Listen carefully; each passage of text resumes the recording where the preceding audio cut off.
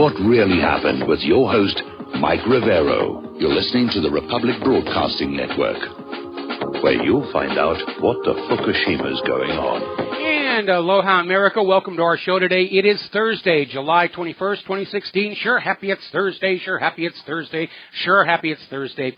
We have lots of stuff to talk about today. The phone lines are open, 800-313-9443. Mike is in our control room, his hand hovering over that telephone, waiting to swoop on down and grab it and put you on the air with your comments and questions. Well, obviously, the big news right now is Ted Cruz pulled a grandstand number last night during his speech to the Republican National Convention. And there were two important points. First of all, he broke his own pledge made during the debates that he would support the Republican Party's eventual nominee, and he's refusing to endorse Donald Trump. Then he went one step further, and this is why people are angry. He encouraged the people at the convention to vote their conscience in November.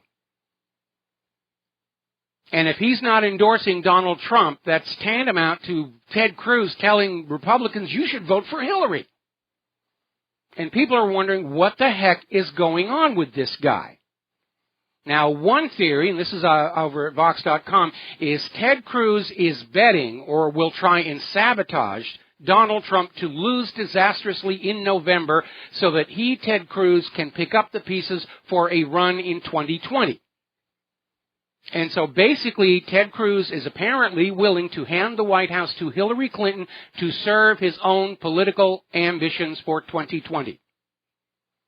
Now, let us remember a couple of things here. First and foremost, Ted Cruz is putting out the message he doesn't care what the voters actually want.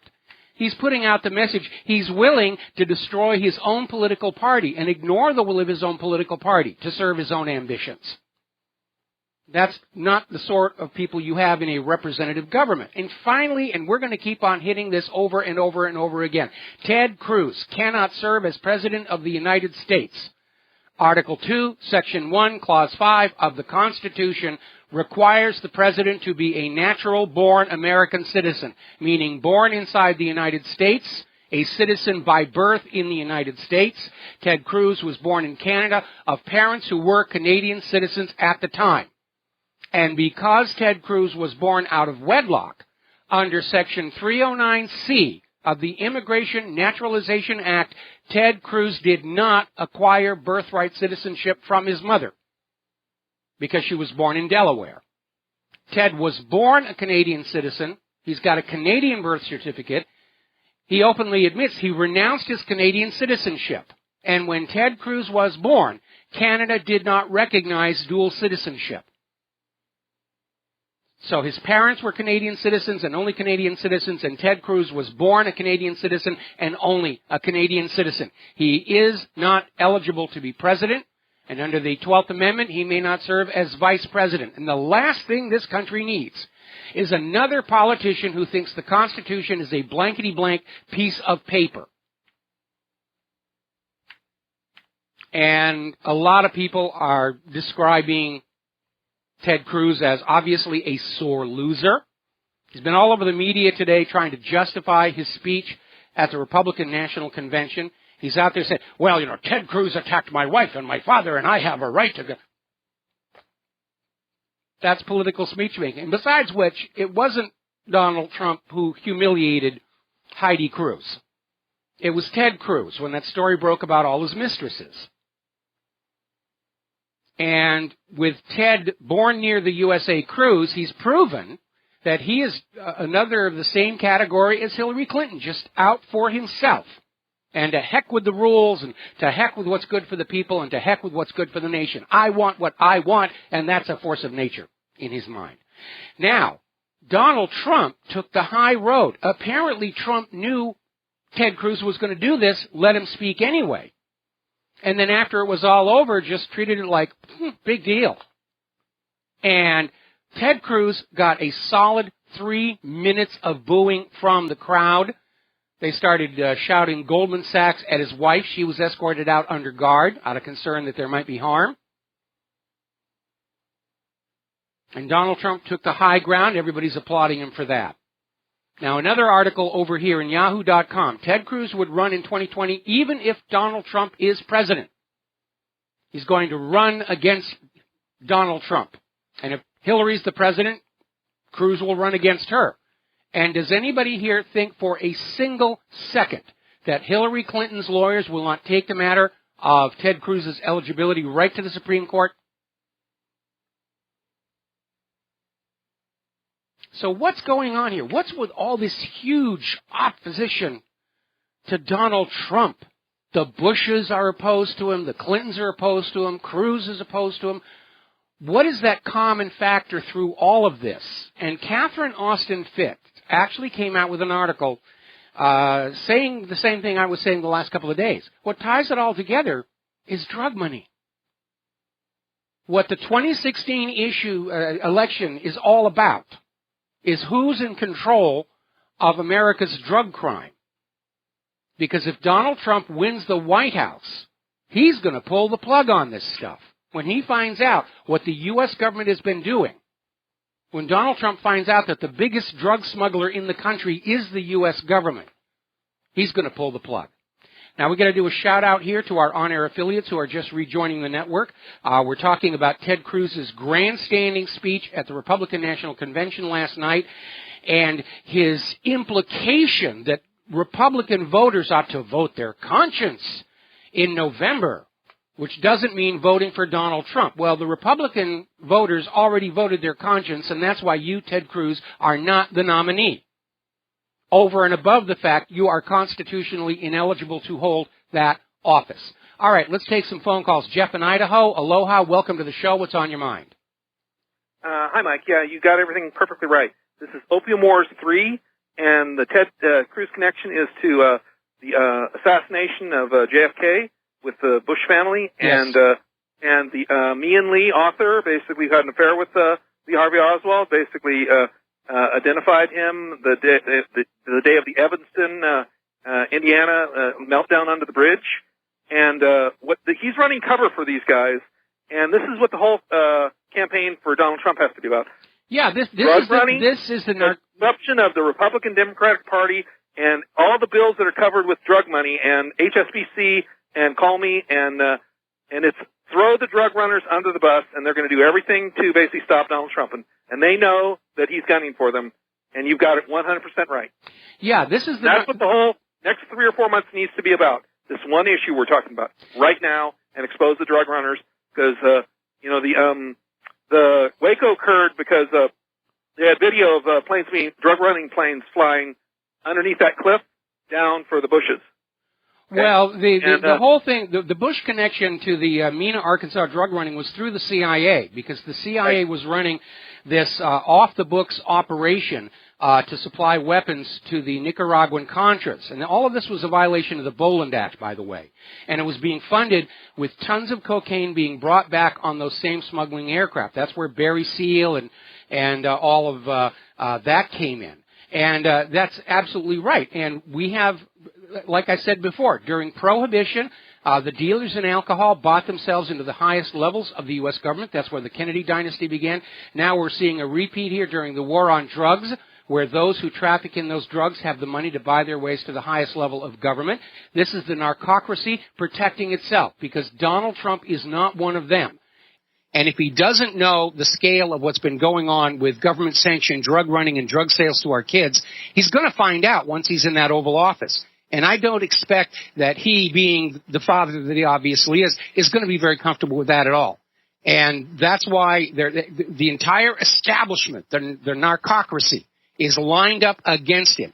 And again, I'm expecting, if they couldn't get him out here at the convention, there will be a serious attempt on his life between now and November. A 500% chance of him getting assassinated.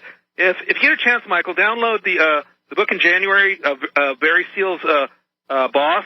He's in Australia for the past 12 or 13 years on drug running. It's Smuggler Something. It's got Escobar in it, Barry Seals, and it says that the Bushes, Jeb and W, got caught with a couple pounds of cocaine and an FBI sting in Florida, and so they're in the 90s, and so that's That's what all this is about. So it's all tangled up there about. A couple of other books. Thank you for the phone call, Jeff. Thanks, We're going to let you go here. All right. A couple of other books you need to look at. First of all, I have a page at my website about the crimes of Mena, Arkansas, which is where all of this stuff tracks back to. It actually tracks back before that. It goes all the way back to the Reagan administration and his Attorney General, William French Smith, who changed the rules so that the CIA could be involved in drug running without having to report it to the DEA. Critics called it the CIA's license to smuggle.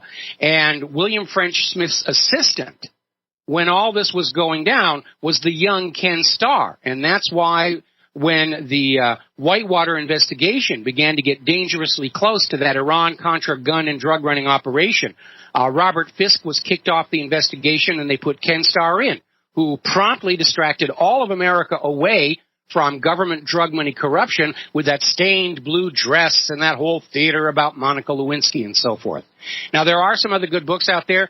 Compromise, Clinton, Bush, and the CIA by Terry Reid. You can still find it online. One very good book was called Operation Black Eagle, about the real reason why the U.S. went into Panama and grabbed Noriega, because he was trying to blackmail the Bushes over the Iran-Contra gun and drug running operation. And so they went on in there and grabbed him, and that's why he's making license plates down there at that prison in Florida and is not allowed contact with anybody. That book is actually not available here in the United States of America. Okay, let's take another phone call. Randy in Texas, aloha, welcome to the show. What's on your mind? Yes, I can tell you one thing. My wife was a big Ted Cruz supporter, and she has basically thrown him under the bus since he did that to Donald Trump. Yeah, and it was an act of utter desperation. And I don't think it's as much about Ted Cruz still thinking he has a shot at the White House as much as Ted Cruz, with his links into the Bushes and everything, understands that if Trump defeats Hillary for the White House, that big cozy party of cocaine money and everything might actually come to an end. And everybody's got the same reaction to his speech. Lou Dobbs is out there saying Ted Cruz is a man committing career suicide. Roger Stone called him a despicable human being.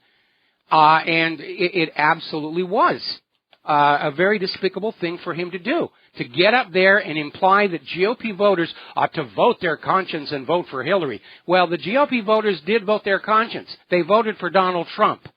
And the establishment understands Hillary's in serious trouble. Her poll numbers are starting to really tank. They're already holding off actually reporting any more polls, and they keep going back to the ones from a week or two ago to say that they're in a tie. But the new numbers are really, really bad. Yeah, that's why I'm calling Ted Bush's Gotcha. Okay, yeah, I didn't want to trigger us. Yeah, I don't want the FCC coming on down and starting to yank licenses here. No, we don't want to do that game. No, we don't want to do that. All right, Randy, thank you very much for the phone call. We're going to let you go. There is a new development out there now.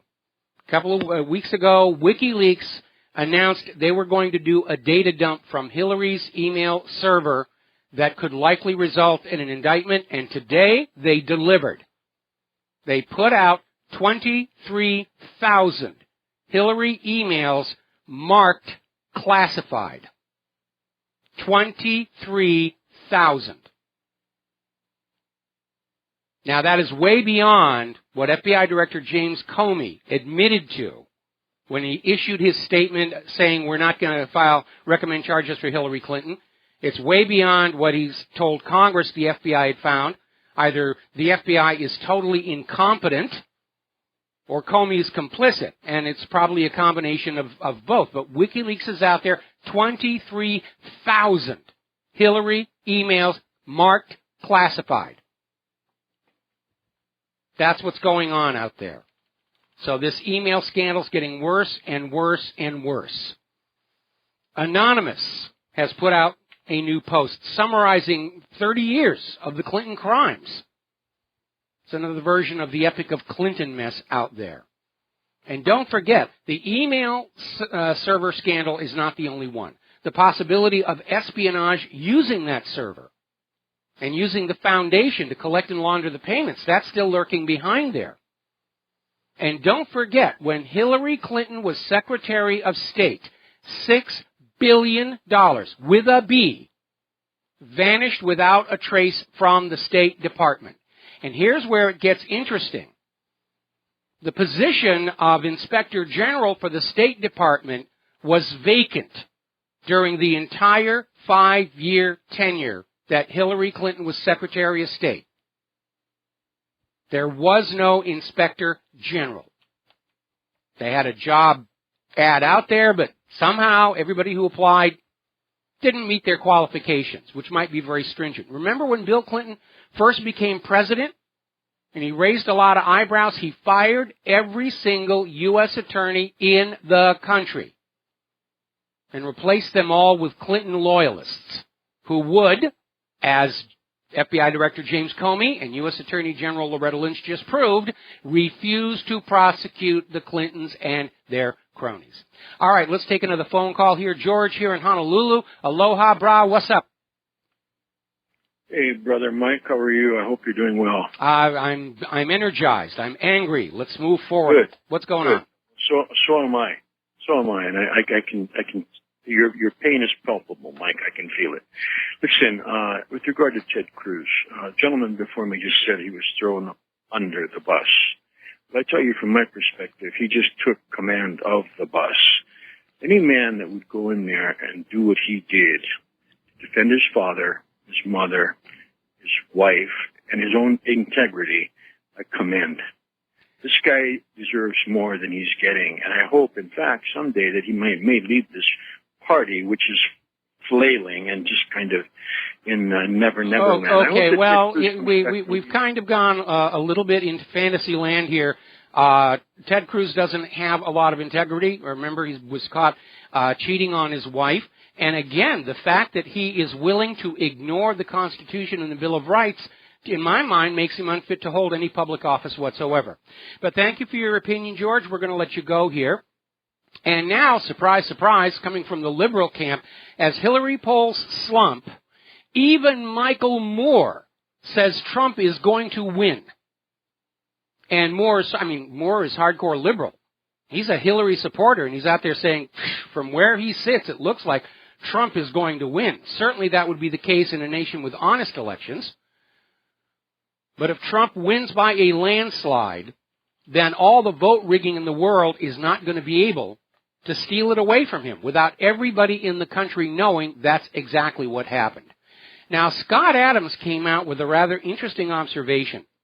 Donald Trump has made a point of putting his wife and his kids center stage at the convention, and it's working for him. Obviously, Trump's wife is very beautiful to look at. She's probably going to be the most beautiful first lady we've had since at least Jacqueline Kennedy. And she's got poise. She's very bright. She speaks 5 languages. She's going to be a real asset to the White House. And then he's got these kids who come across as just decent, good kids. They don't have that attitude of being arrogant, spoiled brats like so many other presidential offspring tend to act. And that's working in Trump's favor, because looking at his kids gives you a measure as Donald Trump as a father. And that's resonating with a lot of people. Now, over in the Hillary camp, she is getting ready to name her vice presidential running mate. And apparently, near the top of the list is Tim Kaine, who is actively campaigning to be Hillary Clinton's vice president. At the same time, he's out there pushing to deregulate the banks even more. Kaine signed 2 letters on Monday of this week urging federal regulators to go easy on banks. One of the letters called for helping big banks dodge the risk management rules, and another to help small banks avoid consumer protection standards. In other words, Kaine is the perfect vice president for Wall Street Hillary. We're going to take a break for commercials. We'll be back after these few words from our sponsors. And aloha, America. Welcome back to the show here. And today on the show, I'm wearing my Hillary for Prison T-shirt. And I understand the camera cuts it off and people think I'm a Hillary supporter. I'm not a Hillary supporter. I want to make that clear. If the ballot in November has Hillary Clinton and Godzilla The lizard gets my vote. But I wanted to wear the shirt today because apparently these are like a bestseller in Cleveland. They've got them out there on the front. People are buying these things. They're wearing them all over. And the sentiment there goes way beyond keeping Hillary Clinton out of the White House. They want to see her in the big house. It's time for the rule of law to return to this country. And Hillary's campaign is feeling the pressure. They're getting really desperate. Elizabeth Warren has come out with an article saying, we can't have this wannabe tyrant, meaning Donald Trump, as president. He will appoint a Supreme Court that'll be in favor of big business. You know, like Obama and the Clintons didn't. Have you noticed how much Hillary is projecting her own failings onto Donald Trump? He's a sellout to Wall Street. He's going to appoint business-friendly judges and all the rest of that, and just relying that her parasitic sycophants, her personality cult supporters, will believe her when she says, I'm not like that. Yes, I took all these millions and millions of dollars from Wall Street, but I only took it so that I could regulate Wall Street on behalf of the people.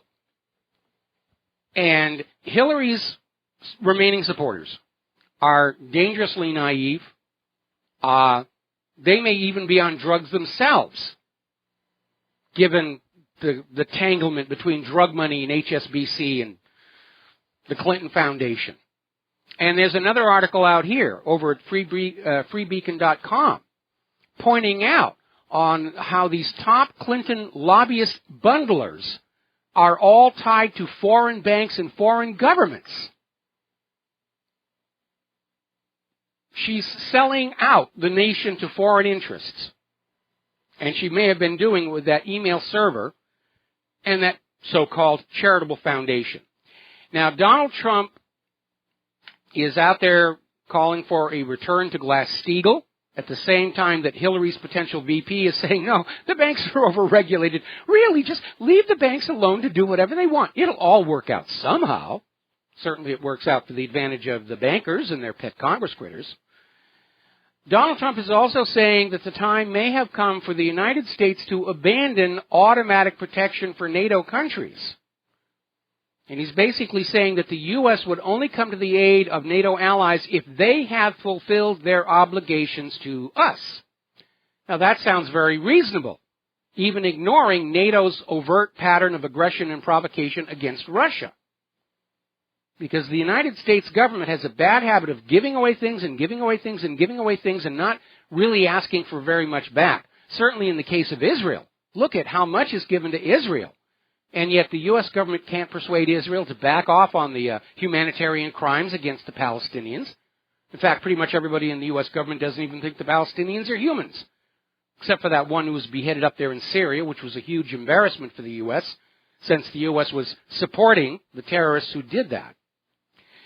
There is yet another lawsuit, this one up in New York, claiming the 2016 primaries were rigged. And this one is based on the New York voters' massive numbers alleging that their party affiliation was magically changed without their consent. And that kept them from participating in the Democratic primary. That was happening all over the country. People were going in to vote for Bernie Sanders, and all of a sudden, oh, you're registered as a Republican. You're registered as a part of the American Independent Party. You're registered as part of Michael Rivero's Wild Party out there in Hawaii. You can't vote in the Democratic primary. Now, Black Lives Matter seems to be starting to fade from the scene. They didn't get the traction they wanted to get. There's another police shooting up in Ohio. Maybe they're connected with that. But what's really interesting is the co-founder of Black Lives Matter is now out there saying, you can't say all lives matter, that's racist. No, that's about as Orwell as you can get. Saying Black Lives Matter is racist. We'll be right back after these commercials. And aloha, America. Welcome back to the show. Now, as I mentioned earlier in the program, Catherine Austin Fitts is out with a new article, U.S. and Clinton Beyond the Law. And she is pointing out that if you want to see the forerunner, the precedent, the blueprint For America today, you only need to go back and look at Arkansas under then-Governor Bill Clinton, which was the northern end of this gun and drug smuggling operation down to Central America, being run by the CIA in support of the Nicaraguan Contras. And it was an illegal operation. It was outside the review of Congress. They were funding it with drug money. And Arkansas back then was a terrible place to be living in. You had the train deaths. You had all this drug corruption going on. And now it's pretty much nationwide. And she is absolutely right. Let's take a phone call. George in Maryland. Aloha. Welcome to the show. What's on your mind? Aloha, Mike. To my understanding, you were in computer animation before you started broadcasting? Yes, I was. Let me just say, I think you're a brilliant broadcaster, Mike. Thank you. You do a bang-up job. I'm a recent convert to the program here, and I enjoy it. Well, thank you very much for the kind words. Let me say that I haven't heard yet, and maybe I'm missing something, though, but, last night, I think Donald Trump, he did it was a brilliant move, in my opinion, in that, he knew what Ted Cruz was going to say. Yes. Before he came out. And, like an adult who, of course, is responsible for an underage child, you have to protect them and block them when they're going to do something wrong. But as when they become an adult, you have to let them hit the wall. And Donald Trump allowed Ted Cruz to self-destruct. Yes. And I think that was a brilliant chess move on Donald Trump's part. What do you think? It may well be that, because, again, they did let Trump know 2 hours early what Cruz was going to say. And I think they were hoping that Trump was going to kick Cruz off the podium, because that would then, give them all this grist for the mill about, he's already proving he's a tyrant, he doesn't believe in freedom of speech. And Trump just went the high road and said, yeah, you've got a right to your opinion. And Cruz went on out there and made a complete and total fool of himself. Yeah, because, Trump did have the power and the right to deny him speaking. And in this particular case, after seeing that, because, as an American black man and an independent, I voted in 2008. I drank Kool-Aid and voted for Obama. And well, it's not like McCain was much of an improvement. Absolutely. Since then, and finding out more of the truth and having a mind and eyes opened up to what's really going on here, I decided I wasn't going to participate in the political system when it comes to voting anymore. Yes. But with Trump, and after last night's incident at the convention, I'm about 80% in Trump's camp. Well, here's what's going on. I don't agree with everything that Trump says. And my analysis is, in many ways, being a populist reactionary candidate, he is as dangerously naive about the true nature of the U.S. government as Jimmy Carter was going in. Carter was completely unprepared for the sabotage of his Iran rescue mission, the October surprise, and it took Carter by surprise. And I think Trump is also that naive, and I hope he gets himself some really good advisors who will tell him this is what the true nature of the government is. But I want to see Trump in the Oval Office, mostly because I don't want to see another Clinton or another Bush in there. I am sick and tired of hereditary rule from these two ruling dynastic families. And mostly, Washington, D.C. is in dire need of an enema, and Donald Trump and a willing Congress can actually start to reverse some of the damage that the narcocracy has been doing over the last quarter of a century here. And that's one position in that there may be some things that Trump could be naive about. However, there's the other position in that Trump could be being very stealth in that he's not showing his whole card. I'm sure of that. Say it again? I'm sure of that. Donald Trump is at the stage in his campaign right now where he needs to be very much thinking, what are the voters ready to hear now and what are they not ready to hear? And he is acting. Well, not only that, what do he want to say publicly to put his enemies, on point? He may not want to reveal his whole card to his enemies, not just the voters. They eventually will know, but he doesn't want to let his enemies know exactly what his whole plan is.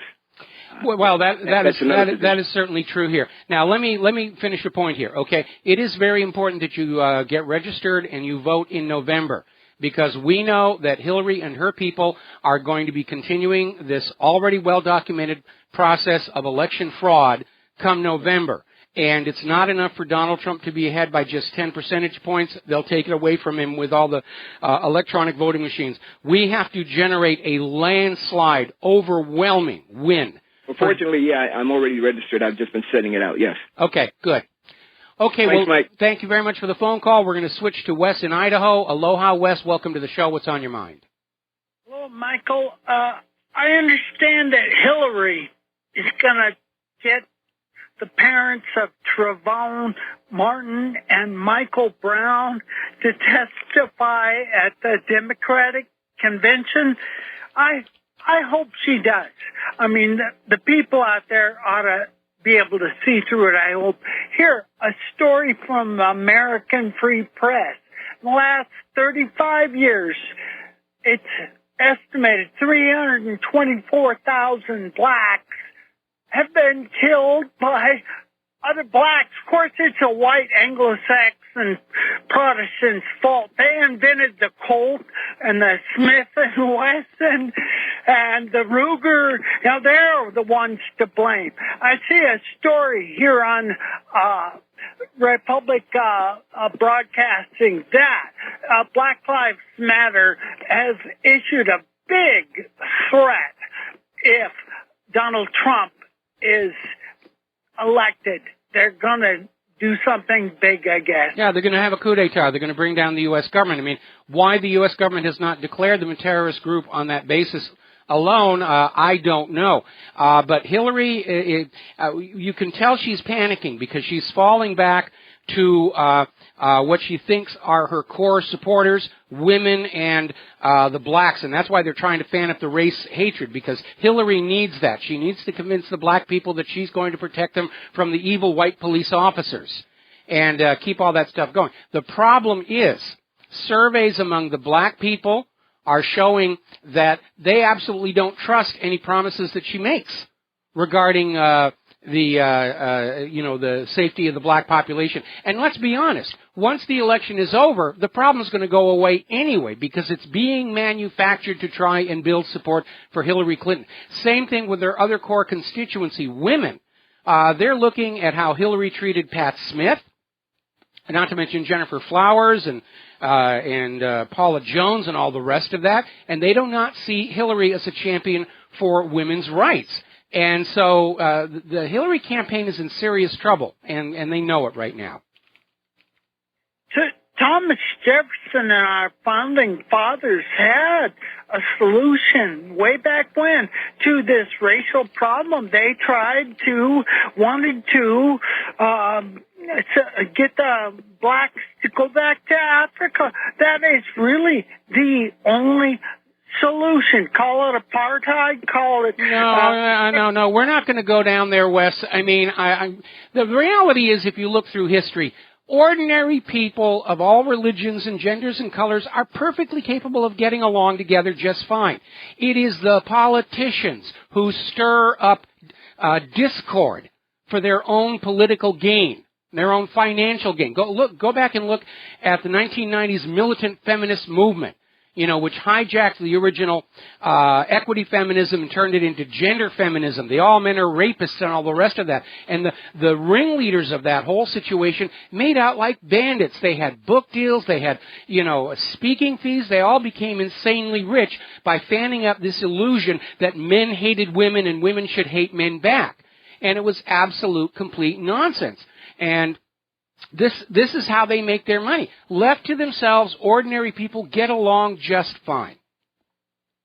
Thomas Jefferson said it 200 years ago that the blacks should be free, but it's also obvious that they cannot live under the same government. They are I disagree. Wes, I disagree. Okay, thank you very much for the phone call, Wes. You're adding to the problem. You're not coming up with a solution. You're fanning the problem. And you're helping Hillary Clinton by doing it. All right. Let's see. Now then, Mark in Oregon, aloha. Welcome to the show. What's on your mind? Aloha, Mike. Great to speak with you. Mike, in the last few minutes, I think perhaps, correct me if I'm wrong, but you may lean toward the idea that Mr. Trump doesn't really have any idea what he's getting into once he gets to the White House.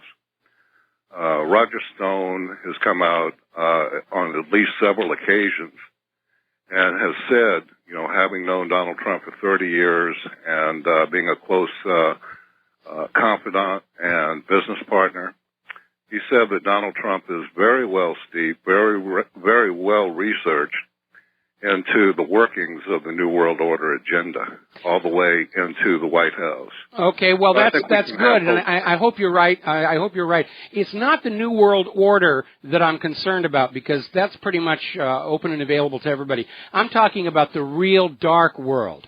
The sabotage of Jimmy Carter's attempt to rescue the Iranian hostages, the October surprise deal, various other dark operations like that. Jimmy Carter was caught by surprise. I hope you're right, and Donald Trump knows what he's getting into. But again, what makes Donald Trump attractive as a candidate to the American people is also his Achilles heel. He comes out of the world of business, where if you are not keeping your promises, you don't stay in business. And that's in contrast to the political establishment, who lie about everything from morning till night, because that's what they do. And Donald Trump, I think the most serious thing that he needs to be aware of is when he comes into Washington, D.C., he's not dealing with other businessmen. Donald Trump is used to being able to trust the person you're negotiating with, that they'll keep their word. He's used to counterparty trust being a reality. And he's not going to get that inside the Beltway. And I'm glad that Roger Stone is advising Donald Trump, and I hope you're absolutely right. And I'd love to be wrong about it. But some of the statements Trump has made are a cause for concern, which does not cause me to be less enthusiastic in my support of him. I think we need Donald Trump or somebody exactly like him to break the lock on our government of these two hereditary dynastic ruling families, both of whom were linked in with all that Iran-Contra gun and drug running nonsense. Absolutely. I think it's going to be a very interesting campaign season, Mike. I'm really looking forward to your coverage of it. You're one of the very best, and I sure do appreciate you, brother. Well, thank you very much for the kind words here, and I hope you're right about Donald Trump, because he's got a lot of work to do to fix what's wrong with this government. And the other part of that is we have to give him a Congress that'll work with him. We need to pink slip all the obstructionists this November. We need to pink slip all the Israel firsters. We need to pink slip all the members of Congress who, along with Hillary Clinton, are in Wall Street's pockets. I think this is a good time for just a general anti-incumbency fever to sweep the American voters and just clean them all out and put in some new talent with the message. Your name is written on your congressional office door in dry erase marker. If you don't do the job you're supposed to do for the American people, you're going to be out next election. Because if there's one thing that is becoming apparent in this election, is the old adage that whoever has the most money is going to win doesn't work anymore. Look how much money Hillary has. Look how much she's spending on advertising. Look how much she's spending online to load up discussion groups with her supporters, and to hack servers that are not positively reporting on her campaign. And still her campaign is in serious trouble. And I think the American voter, by and large, is coming to realize that the volume of money pouring into a candidate's campaign coffers is actually a negative rather than a positive. Now, the way the country was originally set up, where there were strict limits on how much any individual could donate to a campaign, then the volume of a candidate's campaign war chest was a true indicator of their popular support. But all that went away with Citizens United, where basically the large corporations can pour all the money they want into these campaigns, to the point where soliciting donations from ordinary voters is done more for appearance's sake than for any expectation of significant financial gain. And so people it's turned into influence peddling. Yeah, it is. It's like a giant for sale sign over the Capitol building. You know, we could get those two people off of Storage Wars, that auctioneer, and put them right out in front of the Capitol building, have a new reality show, Congress Wars. Move the mafia out of it all, Mike. It's all our interest, and they have no business influencing any American in a negative way. Well, that influence is always there, but it's definitely gotten completely out of control. Like I said, we're in a repeat of the contraband corruption during Prohibition. It's happening all over again under the war on drugs. Okay? Yes, Mike. God bless you, sir. All right. Thank you very much. We're going to switch to Pat in Fort Worth. Aloha. Welcome to the show. What's on your mind? Hi. I just wanted to question what you said about who's supporting Hillary. Everybody is ignoring the Hispanic vote. And they said in their own, I read Spanish, and they said in their own little newspaper around here, I think it was 2012, that 73% of them voted for the Clintons first time. Well, I know that they didn't think they did them well. So when Obama came, they voted for him, 75% of them.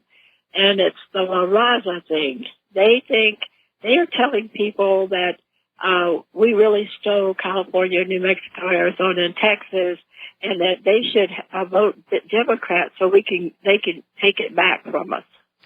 Well, and that's why there was a group called Democrat Victory Something Fund in 2015 that set out to get rid of Cruz and Rubio because they feared that many of the Hispanics would just vote for the Hispanic name. Yeah, and that could have definitely been an issue. Pat, we're going to have to let you go. We have to let you go. I'm sorry. It's time for a commercial break. We'll be right back. And aloha, America. Welcome back to our show here. You can almost smell the fear pouring out of the pores of the narcocracy that's been running this country.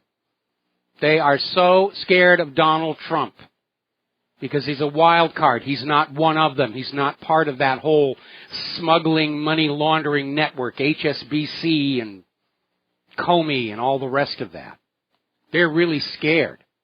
And they're going to extremist lengths. Now, apparently, in a recent op-ed published in the Los Angeles Times, James Kirchick, who's a real Israel firster, is suggesting that if Donald Trump is elected president, the military should stage a coup, like they almost succeeded in doing over in Turkey, although we know that was actually orchestrated from outside.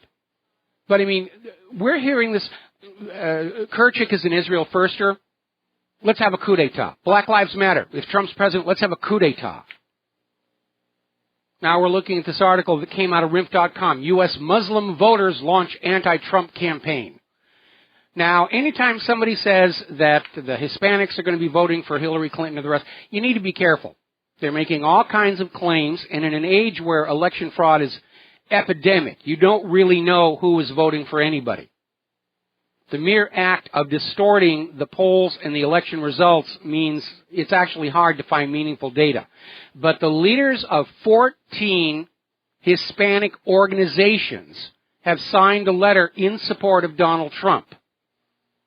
And here is where you're going to see the demographics break down. Because the legal Hispanic citizens in the United States are feeling like they're being harmed by the illegals. They're being lumped in together with them. And they don't want that. These are people who came to the United States following the legal process to become United States citizens. And they don't want to be confused with the illegal immigrants. And they think Trump is right. Let's have a strong border, and we get to decide who comes in and who doesn't. And it's not racist because we have allowed people from other countries to come to this nation and become citizens. All they have to do is prove they're going to be of a benefit to our society and not a harm. Why is that such an unreasonable requirement? They're still trying to make a big deal over the fact that Donald Trump's wife appeared to paraphrase to the point of plagiarism somebody else's speech here. And there's one theory that this was an act of sabotage, a dirty trick. Somebody swapped the speech at the last second. But apparently somebody went on out and said, this does happen all the time. Article out of Investment Watch blog. Michelle Obama plagiarized her 2008 Democratic Convention speech from the movie John Q. It happens all the time. Politicians seldom have an original thought in their own head. All right, we're going to take a break for station identification. We've got a caller waiting on the line. We're going to take your call as soon as we're back from these few words. Hello, hi, America. Welcome back to our show, hour number 2. The phone lines are open, 800-313-9443. And we're going to go to the phones. Mary in New Jersey, aloha. Welcome to the show. What's on your mind? Hi. I want to make 2 general points. One, as far as the race relations, I'm in my 60s. I live within a few minutes of Newark, New Jersey. I felt a few years ago when Obama started talking about race relations, I thought, how is he going to work up this? There were no tensions, I felt. There were no tensions. I mean, compared to the 60s, there was nothing. And I worked in New York for years. And anyhow, and I want to say, and then it was all a bunch of stuff, agitators being sent in. But I also want to say to that guy that called before, I think they tried that, 100 years ago, they sent some ex-slaves freed slaves to, was it Nigeria or something? Mm-hmm. And so they did do that once before. But how would he like to be sent back to a country of his ancestors where he doesn't know anything? Yeah, I mean, it makes as much sense as the Native Americans demanding we all be sent back to Europe or wherever. And again, I'm already getting a lot of emails of people who were very angry with Wes in Idaho, saying that he's not contributing to a solution. But again, going back to the 60s, the reason there was all this racial tension is it was being deliberately fomented by the government itself using the FBI's COINTELPRO program. They went out, they played all these dirty tricks, the Black Panther coloring book, acts of violence, all this stuff, trying to fan up racial tension for political gain. Can I say something about Trump, too? Sure. Before, okay, as far as Trump, I feel he's pretty sophisticated. And I think even if he's aware of what they might do, it's hard to fight that off with these first treacherous people trying to sabotage you and make plans to undermine. I mean, he's aware of that, certainly. And, but I think the people wouldn't stand up for it this time. It's not 1963 anymore. That's true, and that's an important point to remember. The modern American is much more sophisticated in terms of their awareness of government dirty tricks, COINTELPRO-style propaganda and operations, corporate media propaganda. Back in the 1960s, Americans were just totally bamboozled by all this stuff. And exactly. they thought we had the only good government on earth, we had the only truthful media on earth. And looking back at the 1950s and 1960s, it's almost laughable what Americans believed at that time in light of what we know about what was really going on. But these sabotagers think we're still there. And, or maybe they're starting to realize people are waking up. And even the delegates that didn't support him at first were shouting, we want Trump, we want Trump. I mean, a lot of them were. So well, a lot of them were under pressure from other sources, to turn against Trump and go rogue. And in the end, they basically didn't do that. Some of them turned against, but some of them, some of them were shouting, we want Trump. So I think it's waking more people up. Well, the last poll I saw had 95% of Republicans are going to support Donald Trump against Hillary Clinton. And Trump, yes, we still have that bought and paid for contingent that's trying to get on out there and say Trump is bad, Trump is bad. But Donald Trump has united the GOP party in the face of a common threat called Hillary Clinton. And Hillary, on her part, is looking at a badly fractured voter base with Bernie Sanders supporters saying that they would rather vote for Donald Trump or third party than support Hillary after the way she cheated Bernie Sanders out of the nomination. And we're seeing a lot of same thing. Her core supporters in both the women category and blacks, they're having misgivings already. And this is only July. It's a long way to November, and Hillary's numbers are headed down. And right now, all they can do is go back and try and rehash the same campaign rhetoric they had before. I'm for blacks, I'm for the Hispanics, I'm for the women vote. And she's not getting traction. She can't come up with anything new. And her hope that all of the Clinton crimes are simply going to fade from memory, well, in an age where everybody was dependent on the corporate media, she could count on that. But this is the year where the independent media really shows its influence over the political discussion, because we're not going to let any of these scandals and crimes fade from the public memory. That's right. And I think a lot of people weren't waking up because they were just too busy working and taking care of family. They don't have time always to see alternative media. I mean, I know with my daughter and her husband, they don't have time. Well, you know, they're in a minority, though. They're in a minority, though. Anyway, listen, Mary, got to let you go here. Well, first of all, we got to do a shout-out to our on-air affiliates who are just now rejoining us. We're still going through Donald Trump, Hillary Clinton, Ted Cruz, who just jumped the shark in the eyes of most of his supporters last night. And we're going to take another phone call from Dustin in New Jersey. Aloha, welcome to the show. What's on your mind? Yeah, Mike. Yeah, Trump needs to be careful, because people just need to remember what they did to JFK. You know, like there's always that deep state there that... Or Robert Kennedy, yes. Exactly. Yes. There's a group of people out there that they have connections beyond the president, and that's just a fact, and that's throughout the world. You know, people are naive to think, Trump will have total control, but, he's got to put people in that...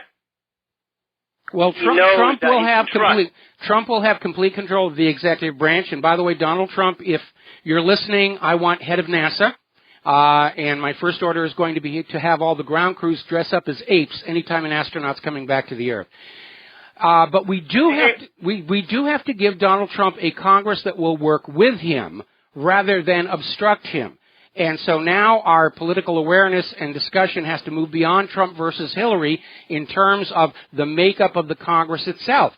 And we've got to pink slip all these old hereditary fossils who are hanging on to power through corruption and election fraud. We need to get rid of these Israel firsters. We need to get rid of all of these members of Congress who have already sold out to Wall Street.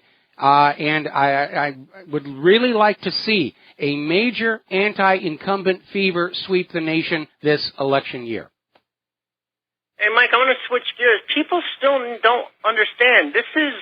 Black Lives Matter is a front group, but the main reason is because of a police state authoritarianism throughout the world. It's a global phenomenon happening, and it has to do with the economy, because you don't have MRAPs to fight terror. This has to do with civil unrest. That's what this was created for originally with the Patriot Act. That was it. It wasn't nothing to do with terrorism. That was just the front. Terrorism is, one man can be a terrorist, blow himself up. Nobody with an MRAP or so is going to stop that. MRAPs have to do with mass civil obedience. Yeah, you're exactly right. And again, when you look at who was funding Black Lives Matter, George Soros was, Michael Bloomberg was, Google was. This is a group that's put together to deliberately create racial tension for political and financial gain. That's it. It's just as phony as the Black Panther coloring book from the 1960s. And it's just a shame, it's going to get worse. Did you see the shooting the other day with the black gentleman laying on the ground with his hands up? Which one? I mean, there are so many of them. They're starting to blur together. The one he was a helper for the autistic person. For the autistic person. Yeah, the autistic person. And if people don't think we have a police problem in this country, we do. This is authoritarian. I mean, people, wake up. Nazi Germany, people went out to eat. People went shopping, but they lived in a police state. And that's a fact. The same with Rome. It was a police state. That's a fact. Well, you can still have a nonviolent police state where the presence of the police is the coercing force. I'm convinced there are some other factors contributing to this police abuse, and I've got a couple of stories later in the show I'm going to get to point out how that's going to work. But Dustin, we're going to let you go, and we're going to take a quick phone call from Charles in St. Petersburg, Florida. Aloha. Welcome to the show. What's on your mind? Hey, Michael. Yeah, things I worry about with the Trump campaign is maybe you probably don't agree with me, is people like Paul Ryan or Newt Gingrich or McConnell. They're the people that have ensured that Obama, they're rhinos and sellouts that have ensured that Obama gets everything he wants and billions more that he didn't ask for. And I've been following, especially Paul Ryan, and Trump better watch out for these people. You can't negotiate with them like Cruz. His wife works for Goldman Sachs, and he's an obvious total phony. He's not eligible to be president. No, he's not. He's Canadian. That's right. He's not a natural-born U.S. citizen. And what's amazing is how Cruz and all of his supporters have absolutely no concern for that Constitution and the Bill of Rights. And we, the American people, need to adopt a zero-tolerance policy. You are either 100% in compliance with the Constitution and the Bill of Rights, or you are not a legal, legitimate government or a politician. You should be out of public life. Because they vote through. Both parties vote through.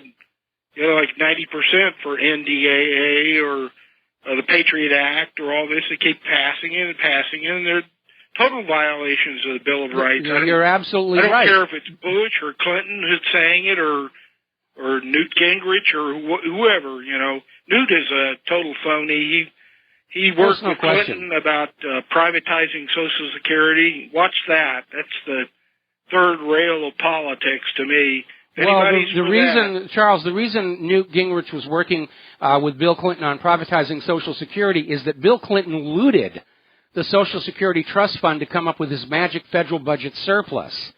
And everybody knows that's where he got the money. He basically embezzled the retirement money of the American workers, and that's why Social Security is in trouble now, where they're talking about, we're going to move the retirement age to 85, and, you people are living too long, and you should do the loyal patriotic thing and just die on the last day of your job kind of mentality situation. Charles, going to let you go here. Thank you very much for the comments. But it does all go back to that money and those financial connections. And yes, people need to remember what Bill Clinton did to the Social Security Trust Fund. Hillary is just a continuation of what we have had for the last 25 years. As Susan Sarandon said, and there's a lady I admire and respect, I'd love to meet her someday. A vote for Hillary Clinton is a vote for the status quo, and the status quo isn't working. It's working for the money junkies, it's working for the power freaks, but it isn't working for the American people and the American nation. And that is supposed to be what the government's job is. Caring for the American nation and the American people. And it's just not happening. The other day we were talking about, value for money. For all the money that the government takes away from you, what do we get? We have a police force that punishes innocent Americans by taking their property. At the same time, they turn around and protect the betrayers of our nation's secrets. The guilty are protected and the innocent are punished. And I think Anne Rand had a quote out there. She said, when your society reaches that point where the innocent are being punished and the guilty are being protected, your society is doomed. And she was absolutely, absolutely, absolutely right. Okay, now, interesting little story. Apparently the anti-Republican convention protesters have had about as much success as the Black Lives Matter and the various other groups that are down there trying to create a ruckus around the Republican National Convention. Nobody's showing up. And now they're whining and crying and screaming, you Americans, you're not supporting us. Well, because we understand you guys are all bought and paid for agent provocateurs. $16 an hour, according to the ads out on Craigslist. We've seen this all before, especially back in the 1960s. Anybody who's my age or who's talking to their parents who are my age knows what happened back then and how dirty the government plays to keep us under their control. All right, let's turn over to the war zones here because there's a lot of stuff going on, and the corporate media is pretty much ignoring it. Story coming out of FortRuss.com. Secret Turkish intelligence sources. Erdogan rebelled against NATO. And have you noticed that his response to Kerry's threat to throw Turkey out of NATO has been basically a big shrug of the shoulders? But they're saying right now Erdogan is in a very powerful position because he has control of those nuclear bombs at the Incirlik base. Now, he can't deploy them. He can't use them. But right now, the United States can't get at their own weapons. And if Erdogan were to grab those weapons, it's only a matter of time before they get past the fail-safe systems and are able to actually use those. The fail-safe systems on America's nuclear weapons are designed to prevent inadvertent or malicious detonation, but are based on the assumption the weapons are still physically under the control of the U.S. military. When they're in somebody else's hands, all bets are off. And remember, the important part of any nuclear weapon is the fissionable material, or the fusion material. And if you have that, you can build your own bomb. The classic little boy uranium bomb, going to give you the secret of the atomic bomb right now. 2 subcritical masses of uranium at either end of a big pipe. Slap them together, you get a bang. There, you all know how to build a nuclear bomb. It's getting that fissionable material that's the hard part. And right now, Erdogan has on his own territory 50 of these B-61 multi-stage thermonuclear weapons. Now, another article over at Hurriyet Daily News talking about the turbulence in Turkish-U.S. ties and saying that airbase, the Incirlik airbase, that's becoming a major, major problem. Remember, Turkey has already arrested some of the NATO officers from that base for taking part in this attempted coup. The base is still cut off from outside power. They're running on their emergency generators, and there is a no-fly zone declared over the top of the base. And the only way the United States can get in there without Erdogan's permission is to literally declare war on Turkey and invade.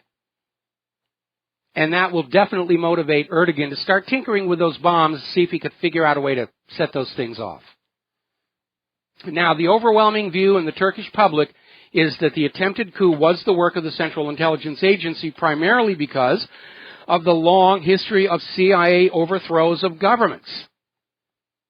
At least 50 foreign governments have been targeted by the United States for covert overthrow since the end of World War II, and they succeed about half the time.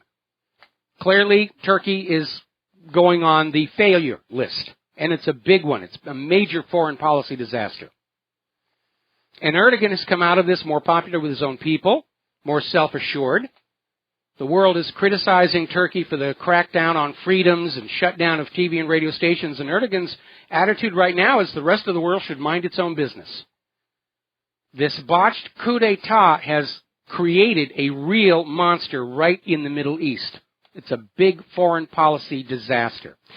Now, the other day, one of the pieces of evidence put up to suggest that the coup attempt was actually okay, I'm being told it's Incirlik Air Base. Incirlik, well, okay.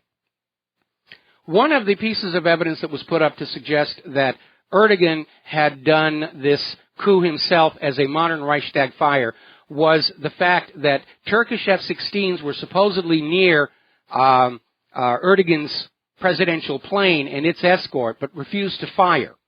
Now we're finding out basically that because Erdogan had advanced warning from Russia, although Russia's officially denying this, that Erdogan's presidential plane had simply switched its transponder code to that of a passenger flight. And so the Turkish F-16s that were following the plane didn't know for certain who was on it. And obviously were going to be reluctant to shoot down a passenger plane. And so that's basically how Erdogan was able to sort of disappear from the Turkish rebels' jets' radar. All right, we're going to take a break here. We'll be right back.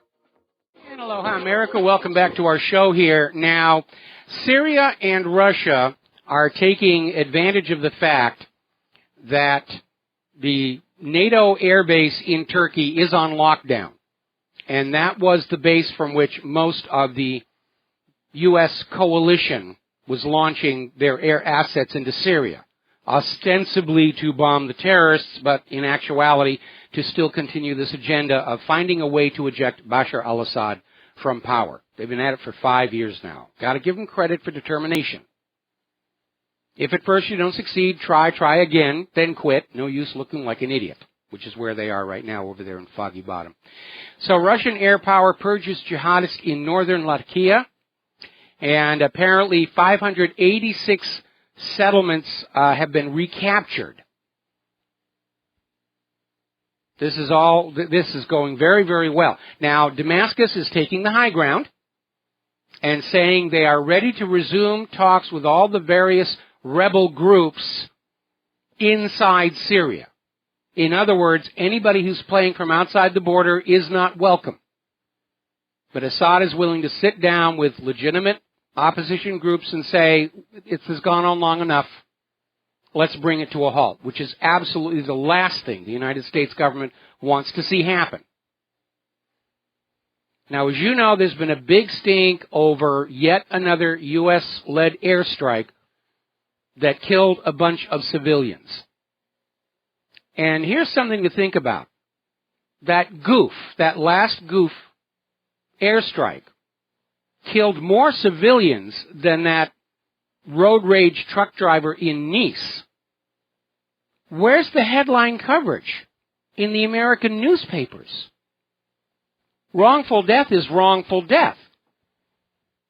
Why does a road rage truck driver with his brain melted on prescription antidepressants get headline news around the world, but an American airstrike that misses its target or misidentified the target and kills a bunch of innocent civilians, including children, not get a mention?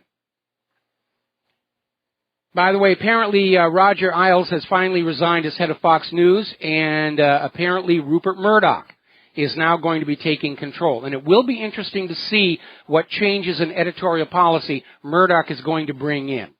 Now, Fox News, a couple of months back, was very clearly anti-Trump. Now that he is the nominee, they're taking a more even-handed approach to his being the GOP nominee. Be interesting to see what changes Rupert Murdoch brings on in with him as well. Now then, apparently there was a recent interview, press conference by Vladimir Putin, and somebody apparently decided they were going to try and put Putin on the spot by saying, will Russia take back Alaska? Because if Putin said yes, then apparently, the American newspapers, Putin's coming to steal Alaska. And Putin had a brilliant answer. He said, why would we want it? It's cold, it's ice, it's got Sarah Palin. Why would we even want Alaska? There's a class act for you. All righty, now, as you know, Germany, or the German government, not the German people, the German government has hopped on board this NATO plan to provoke confrontation and conflict with Russia, and officially changed their policy in which Russia was viewed as a partner into basically saying that Russia is the creator of instability in Europe, which is a great deal of nonsense. Moscow's come back and said, well, obviously we're not happy with that reclassification. But again, it's not Russia that's creating instability in Europe. And perhaps to reinforce that is this story that civil uprisings are starting to spread all across Germany, just as they are doing down there in France. And a lot of this is being driven by the migrant crisis. And they're saying it could actually break into open civil war between left-wing and right-wing extremist positions. Over in Armenia, following the siege situation at that police station, protests are spreading across Armenia. In their capital, they had a clash between protesters and police, 45 injured. It's getting ugly out there. We'll be right back. Aloha, America. Welcome back to our show here. And if you haven't been to AROutfitting.com, you ought to take a look. It's a really wonderful website for people who are into acquiring or even building such weapons. And if you live in the state of Massachusetts, if you're going to buy something from them, you've got to do it today, because today is the last day you're allowed to acquire these weapons. The gun grabbers have scored a major victory in Massachusetts. The legislature passed a bill. The governor's just issued this ban on all assault-style weapons. Now, the word style is there because the weapons in question are not actually military weapons. They just look like them. But apparently, I guess, the governor thinks that if you're walking down the street and you see a weapon that looks like a military weapon, you'll just have a heart attack and fall down dead anyway. So they're banning them over how they look, not what they actually do. A hunting rifle is far more lethal and deadly than an assault-style weapon. Military weapons are designed to wound and injure, not to kill. Because if you wound an enemy soldier, it takes 2 more soldiers to take care of them. And it's all a numbers game on the front line. And I'm looking at this article in the Boston Globe, just wringing their hands about how the governor's new dictate doesn't go far enough, and how apparently 10,000 assault weapons were sold in just the last year in Massachusetts. Okay, how many of them were actually used in a crime? And why are you punishing the 9,990 whatever law-abiding citizens who bought such a weapon to protect their homes with, or punch holes in paper? The reality is that outside of these staged false flag mass shootings, nobody uses assault weapons for crimes. They use small, cheap handguns, concealable weapons. Nobody walks down a street carrying an assault weapon. It's an invitation to have the cops talk to you. But it's another indication of a government that has grown absolutely terrified that the American people are waking up from all these illusions. Anyway, AROutfitting.com, a lot of good stuff there. And even if you're not into guns, great binoculars, night vision scopes, all kinds of fun stuff, fun toy things out there. All righty, now then, getting on back to the war zones, where they use real military weapons and not just these make-believe ones that terrorize the governor of Massachusetts. Not to mention that other writer who was allowed to fire an AR-15 and came away traumatized. Okay. The French government is acknowledging that they are taking part in a secret war in Libya. 3 of their French soldiers have died in that conflict. Now remember, what's going on in Libya and in Yemen is very simple. Both of these countries were not happy when the U.S. government came on in, overthrew their leadership, and imposed puppet rule. And the people in these countries are trying to take their countries back. And that's why the U.S. and all of its co-conspirators are in there trying to slap these people back down and say, look, you are now part of the American empire. All hail Caesar. And when you're part of the American empire, you don't even think about leaving. The parallels between the United States and the fall of the Roman Empire are very, very obvious to anybody who cares to take a look here. Americans in Saudi Arabia have been warned to take extra precautions by the State Department, saying that there's a potential terror threat against U.S. citizens in Jeddah. Well, considering how the U.S. government behaves around the world, there's always a risk to American citizens traveling in other countries here. But I think what's going on is a little more subtle than that. Those 28 pages they put on out didn't get the result they wanted. A huge public outcry to invade and punish Saudi Arabia for 9/11. Mostly because anybody who actually read those 28 pages understands they don't make the case. It's all rumor and innuendo. These hijackers may have known somebody with connections to Saudi Arabia. And when you remember that FBI Director Mueller actually admitted that the named 9/11 hijackers, the names were bogus. They were stolen identities. The FBI admitted they didn't actually know who was on those airplanes, if anybody was on them at all. They may have been under remote control. So they're trying to build a case against Saudi Arabia on the basis of somebody in Saudi Arabia may have known one of the names that is assigned to an unknown 9/11 hijacker. It doesn't get more flimsy than that. Remember, one of the people they named as a 9/11 hijacker turned out to be a pilot for the Saudi National Airlines who was still alive after 9/11 and successfully sued the United States government for defamation. So the 28 pages after all that build-up, we're going to learn the truth behind 9/11, it fell flat on its face. And so now we're going to start seeing a smear campaign. Oh, Saudi Arabia is bad. Saudi Arabia is dangerous. You should hate Saudi Arabia. And we've seen it all before. And it's because we've seen it all before that it's not getting the traction. The people who are running these propaganda operations for the United States government are playing by the rules and methods that worked in the 1950s and 1960s. But they don't work anymore. And they don't know what will when they're dealing with a skeptical population that's gotten into the habit of doubting everything the government and the corporate media says and makes that effort to go on out and find out for themselves what's going on. Now, India has moved nearly 100 of their tanks and their troops to the Chinese border. The tensions are increasing there as well. The deployment of the THAAD, the Theater High Altitude Air Defense Missile System, is bringing to an end this so-called double game with China, where, oh no, we're going to play on this side, then we're going to play on this side. The lines are being drawn for the coming World War. And I want to take a moment here and talk about something. The inadvisability of getting into a new world war. Because on our side, which is described as the good guys, our stockpiles are all drawn down by 13 years of trying to invade everybody else's country. Weapons are not built to last, because the theory is once they go into combat, their lifespan can be measured in hours. They're wearing out. We're running out of supplies.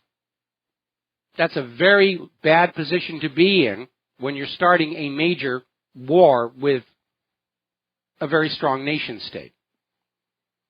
We've been talking about the F-35 and all of its problems, the F-22 and its problems, the Independence and Freedom-class littoral combat ships, all the problems that are having with the Gerald R. Ford, the new aircraft carrier, with all the whiz-bang won't work. And now we're looking at the story from the Daily Mail, where apparently the $1 billion warships that they're currently tooling around the Middle East, the Type 45 destroyers, are wearing out much faster than expected. And even worse, the warranties have expired. I didn't even think you got a warranty with a weapon. Guaranteed for the life of the user. And so now the British government is saying, the Ministry of Defense is saying, the taxpayers are going to have to pay for all these repairs for the Type 25 destroyers because they're wearing out faster than expected and they need new engines. One of the problems they're having with these ships is they were designed for the North Atlantic, and their cooling systems are inadequate to operate in the warmer waters of the Gulf. Good thinking, good long-term planning there.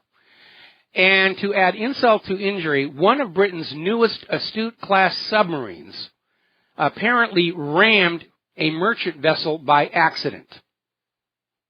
Appropriate name, HMS Ambush. And they're reassuring everybody no damage to the nuclear reactor, but apparently it's going to need a little bit of repairs. That's one of the weird things about submarines. If you see in movies, oh, we've got sonar, we got radar, we know where everything's going there. The fact of the matter is that when you're near the surface of the ocean, because of the crenellated surface, sonar really doesn't work, and remote sensing, there are lots of collisions. There's reason to think that the Russian submarine, the Kursk, was sunk by an accidental collision with another submarine. We had a terrible tragedy here in Hawaii when we first moved out here, where the USS Greenville rammed and sank a Japanese fishing training ship full of young kids, students. it does happen. Now, just as a thought, it would make sense that some bright person somewhere could figure out a way to have a device that's listening for signatures from merchant vessels, along with other warships and so forth. Now, merchant vessels are going to be noisy. They have no reason to be quiet. They're not engaged in war. They're basically hauling things around to those few countries still buying imported goods. They've got to be putting out not only acoustic noise, but electronic noise. But anyway, the HMS Ambush apparently did hit this merchant vessel. The merchant vessel did not sink, but it's another embarrassment. And it kind of makes you wonder how good these weapons really are when they can't even avoid banging into other ships with them. So let's talk about the economy right now. The federal debt has topped $19 trillion with a T, $400 billion with a B, dollars. That works out to about $65,000 for every living American, plus the accruing interest. Because while the U.S. government will take your tax money to pay the interest on the national debt, they haven't paid down the principal since ever. Because the Federal Reserve doesn't want the principal paid down, they just want those interest payments coming out of your pocket into their pocket. See how it works when you have a private central bank that issues all of the public currency as a loan at interest. The goal is to suck the wealth out of the population and put it in the banker's pocket. $65,000 for every living American, plus the accruing interest. Over in Europe, they're looking at some problems. As you know, the Italian banks are hovering at the edge. The story coming out of Express over in UK. The head of Europe's central bank is running out of tools to deal with the bloc's economic woes. Because the European Central Bank, like all private central banks, like the Federal Reserve, like the World Bank, like the IMF, is a pyramid scheme.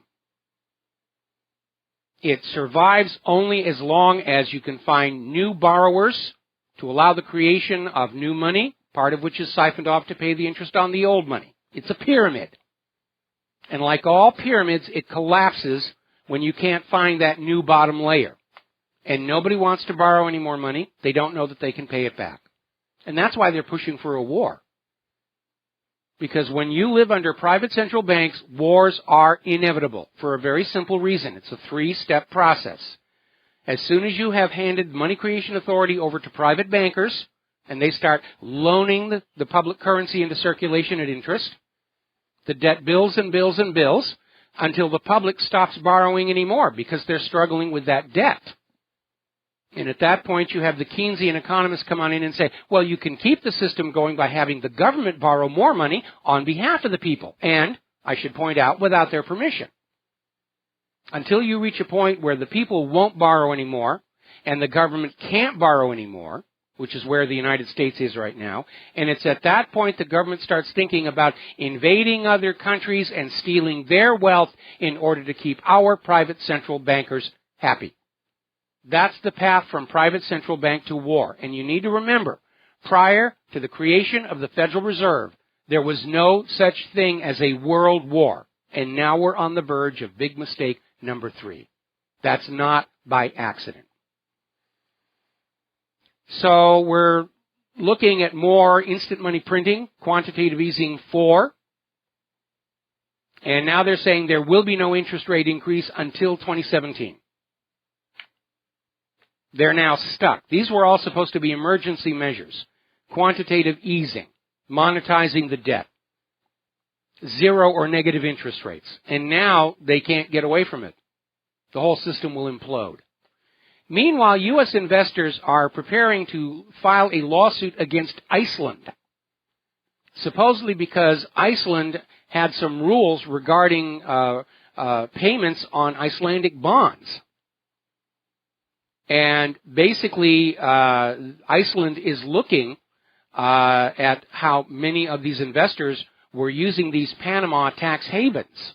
And their law says that people who are engaged in some shady deals are at the rear end of the payment line, which seems like a good thing to do if you're trying to bring back an honest banking system, is you find the dishonest ones and you say, well, we'll take care of you, but some other time. What this really is the beginning of a lawfare campaign against Iceland in order to punish them for daring to put crooked bankers in jail. You're just not allowed to do that in this modern world. What's wrong with you people? Now, as you know, Wall Street is reacting with shock over the recent arrest of this foreign exchange trading guru from HSBC, Mark Johnson. He was charged with front-running a Cairn Energy trade of 3.5 billion pounds. And Johnson was about to move to the United States to take up a broader position in the trading division.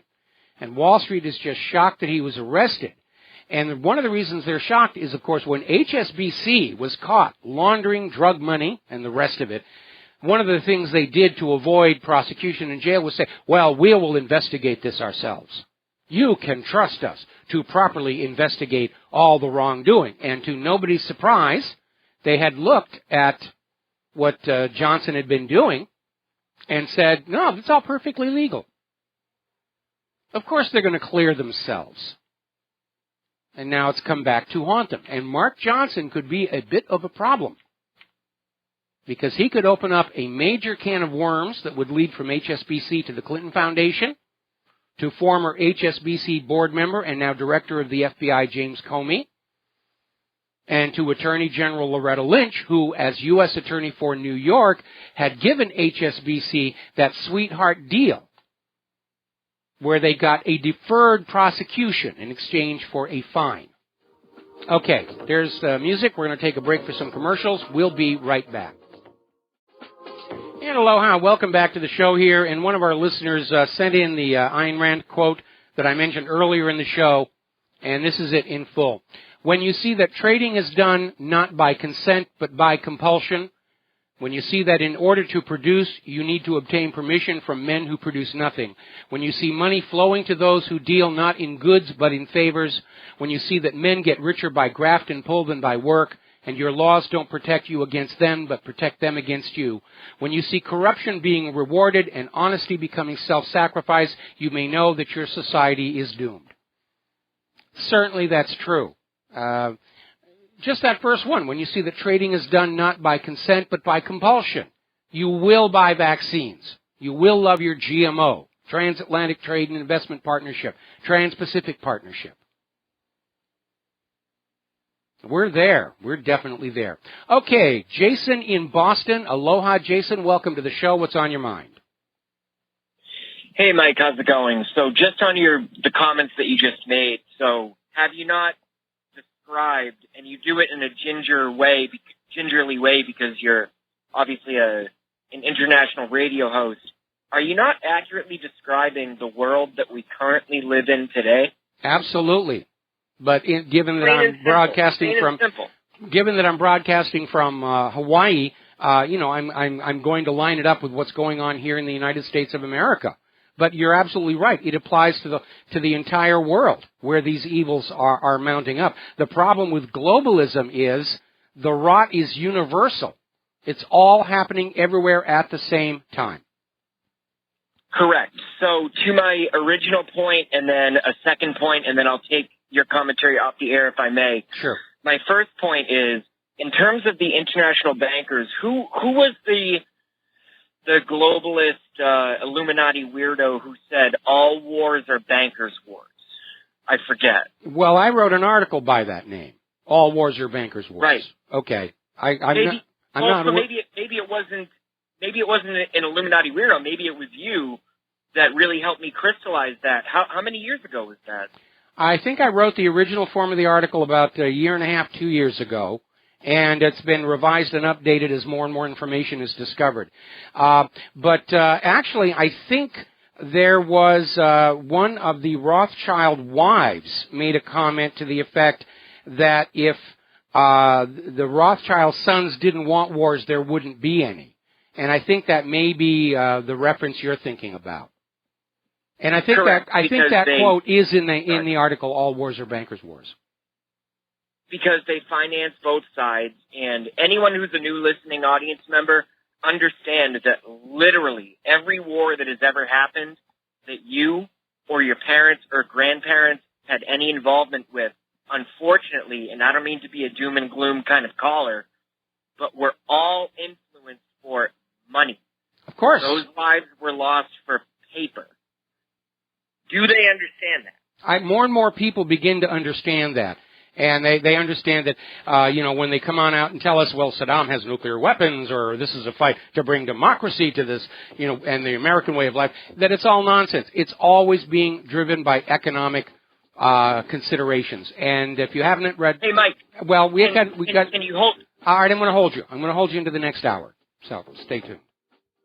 Aloha, America. Welcome back to the show. Hour number 3. The phone lines are open, 800-313-9443. Jason is holding right now. Before I go back to Jason, though, I did repost to the main page of WhatReallyHappened.com my article, All Wars Are Bankers' Wars, and I found one quote that may be what you were thinking of. And it's, quote, if my sons did not want wars, there would be none, end quote. This was from Gutli Schapner, who was the wife of Mayor Amschel Rothschild and the mother of his 5 sons. A listener wrote in another possibility. Apparently was Karl Marx was saying all wars are basically economic. So that may have been the origin of that as well. Jason, are you there? And how sad is that? And thank you for holding me over. My last point was going to be on Ted Cruz's quote-unquote performance last night, which I know has generated a lot of, I think your term was grist for the mill for the media to comb over, this morning and this afternoon. I think it was brilliant. Personally, I think it was brilliant that Trump let him go on stage, knowing 2 hours, and this came out public. I'm sure you guys know that. Yes. I just tuned in. He knew what Ted Cruz was going to say. So I think he said to Ted, go up there and let yourself crash and burn, buddy. If you're going to say that, I think it's galvanized the base of our true libertarian and organic movement to elect this person, and obviously you know who I support, even more, and amplified it. And if I may, before you comment, and then I'll hang up and take your commentary off the air, may I promote a YouTube channel that is extremely supportive of this show and RBN in general? Please do. Okay. They are called Entertainment News Gaming. They cover every single Trump event. Everyone in there is extremely dedicated to Trump, articulate, smart people. We don't attack each other. We know everyone in there knows what's going on. I believe that we are enraged, but we age in ranges from, I think, teens to probably retired.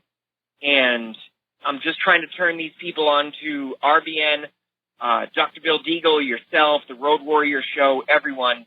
But just to crystallize, back to Ted Cruz, he embarrassed himself last night, and he did it to, I believe, a tipping scales way in favor of Trump, and I would love to hear your commentary off the air. Thank you for taking my call, Mike. All right, thank you very much, Jason, and I agree with you. Donald Trump played it very smart. I think Ted Cruz may have wanted Donald Trump to kick him off the podium so that they could make a big stink about how Trump doesn't believe in freedom of speech, but Trump just let him go on out there and make a complete fool of himself, and Cruz is, all over the media trying to explain that he basically went on out there and told GOP voters that they should vote for Hillary in November. And that is seen as obviously a betrayal of the party, a betrayal of the nominee, whom Ted Cruz had pledged to support back during the debates. And Donald Trump handled it absolutely the right way to do it. And Ted Cruz has probably destroyed himself at this point. Any dreams that he's got that he's going to be running in 2020, he's delusional. And again, behind all of that nonsense is the fact that Ted Cruz is constitutionally ineligible to serve as president or vice president, period, end of discussion. And we have already had way too many politicians in this country who see the Constitution as a blankety-blank piece of paper. We don't need another one. If Ted Cruz wants to be president, he should go back to Canada, where I'm sure he qualifies. Or maybe not, and I don't care. That's Canada's problem to deal with. But under the Constitution, Ted Cruz cannot be president of the United States of America. He's not a natural-born U.S. citizen. He's a Canadian citizen by birth. Period. End of discussion. All righty, getting into our number 3 here. We're still talking about the economy. Credit Suisse is warning stocks are too high. And what they're really warning about is that the stock markets are overvalued from all the rigging and manipulation that's going on to try and make it look like the economy is great by having stock prices sky high. But if the underlying value isn't there to support the price, then you're looking at the potential for a major crash. When there's a correction, only the first ones out will get their money. Everybody else is going to be stuck with their last monthly brokerage report with an impressive-looking number on the bottom of that page, and that's all it's going to be, an impressive-looking number on the bottom of that piece of paper. Now, another article that we're seeing from Investment Watch blog, to the mattresses, cash levels highest in nearly 15 years. People don't trust the banks anymore. They don't want to have their money in the banks. When you have stories like the one that we had, I think it was 2 days ago, about the lady at Bank of America where they froze her account because she wouldn't answer their questions as to where the money came from or what she wanted to do with it.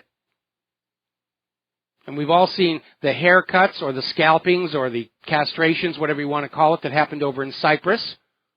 We know the laws have been changed all over the world, including the United States of America, where if there is a crisis in the banks are allowed to help themselves to your savings accounts. Congress redefined bank customers as unsecured investors in the bank, meaning if the bank loses money, you're expected to share in that loss. And that's why people aren't putting their money in the banks anymore. Our advice all along has been, only have as much in the banks as you need to cover your immediate obligations and have the rest under your control, some as cash, some as physical silver and gold. Because government will not be looking out for you when the banks have a crisis. Government will be looking out for the banks because they believe those brick and stone and steel buildings are much more important than ordinary human beings. Human beings are disposable. The banks are eternal. I've mentioned it before. Banking is not a science. It operates like a religion. It's a bunch of arbitrary, made-up rules that benefit the clergy, in this case the bankers, that you are brainwashed into believing represent something real and tangible. And it isn't. It's a belief system. It's a faith system. There's no science of banking. We're going to do a shout-out to our on-air affiliates who are just now rejoining us. We're talking about the economy. We're going to be getting into science and health issues here in just a few more minutes. Now, Hastings they're closing all 126 stores across the nation. They're going out of business. According to Pew Research, Europeans are now very much afraid this wave of refugees will lead to more terrorism and fewer jobs. Of course. If you have limited numbers of jobs and you're adding to the population, joblessness will go up. And that's not just the reality in Europe. It's the reality here in the United States. We have almost 100 million Americans willing and able to work who have not been able to find decent paying jobs for months, if not years. The government refuses to count them when they come up with that unemployment number of 5 to 6% that they wag at you. And allowing illegal immigrants to flood into the country, refugees to pour into the country, is only going to make the economic and job situation worse. And yes, as these people come on in and they're unhappy, they're going to act out. Now, Austria has announced a plan to build a huge border fence to stop the migrants coming in. The Schengen is collapsing. The open borders of Europe are basically going away, and that leaves all of the European Union member nations with all the bad aspects of being in the EU and none of the good ones. Remember, the European Union was sold to the Europeans as an open free trading bloc. It was just free trade. Just like they're trying to convince you that the Transatlantic Trade and Investment Partnership and the Trans-Pacific Partnership are all about. It's just free trade. Nothing to worry about. And yet, look at how the European Union, which began as a free trade agreement, has resulted in the rise of this unaccountable, tyrannic central government, which is now out there screaming that anybody who refuses their dictates must be punished. And they have to find some way of erasing Article 50 from the European Union treaty so that no more nations can get these uppity ideas about leaving and going on their own the way Great Britain did. Over in Germany, their migrant crisis is going to cost Angela Merkel's government over £1 trillion with a T. And especially since that axe attack on that train, Merkel is facing the political backlash. Look what your open borders have done. And all of these globalist New World Order bring in the refugee types, they're getting desperate. There's one, up in Sweden, they dealt with the rape crisis by handing out these little elastic bands. I don't want to be touched. The rapists are collecting those things like trophies. They got 10, 15 up and down the arms. And so now we got the Swedish politician who came on out and said, being raped by an immigrant, it's not that bad. You're just making a big deal over nothing. I mean, that's how ridiculous it's getting over there.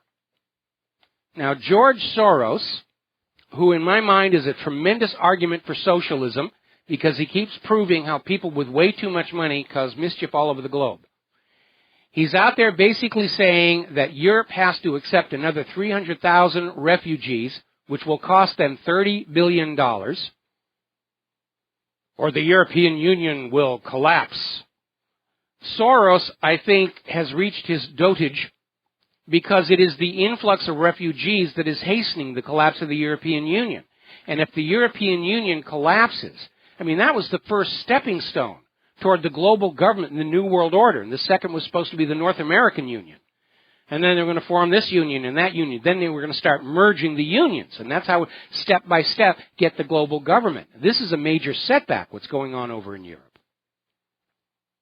Story coming out of 21st Century Wire. There are indications that Great Britain may be looking at an engineered program of civil unrest to consolidate power in the British government, to perhaps reverse the Brexit. Very, very, very dark times. Story out of Sons of Liberty Media. Apparently there's a whistleblower, Julia Davis, used to work for the Department of Homeland Security, saying the war on terror is a charade, which we already knew. The real targets are American patriots. The Department of Homeland Security seems to be targeting concerned American citizens expressing doubts about the course of the nation, which, by the way, is not a crime, and it's not an act of terror. It is, in fact, protected free speech under that First Amendment. Now, we've had another incident of police brutality, and this one, I think, is very revealing. A story came out of CBC up in Canada, and they're reporting on a strange incident down in Miami, where an unarmed man was shot by a police officer in Miami last night. And he asked the officer, "Why did you do that?" And the police officer replied, "I don't know." And that's significant because this is a classic symptom of prescription antidepressants. Prescription antidepressants destroy impulse control. An idea pops in your head, you'll act on it without thinking about it at all. And over at ssristories.org, there's one case study of a young student who tried to commit suicide. And they got to him in time. And after it was all over, they said, "Why did you try and commit suicide?" And he said, "I don't know. It just popped into my head and I couldn't help myself." We have got to take a serious look at these prescription antidepressants because they're driving everybody crazy, including the police officers. And yes, we have this culture of paranoia in the government. We have these Israeli security companies teaching our police how to treat the American people the way the IDF treats the Palestinians. But I think we also have to look at the fact police are very heavy users of these prescription antidepressants, and they're openly showing the symptoms. These antidepressants are a very, very dangerous medication. They're causing harm. Now, down in South Carolina, former Orangeburg County Sheriff's Office Deputy Derek Johnson has been arrested and charged with misconduct. Apparently, he responded to a domestic call, and while he was there, received a sexual favor from the woman who lived there. Use your own imagination. Apparently, he was only with the force for a couple of months. So much for to protect and to serve. It is out of control. And there are many overlapping causes. There's a culture of police brutality.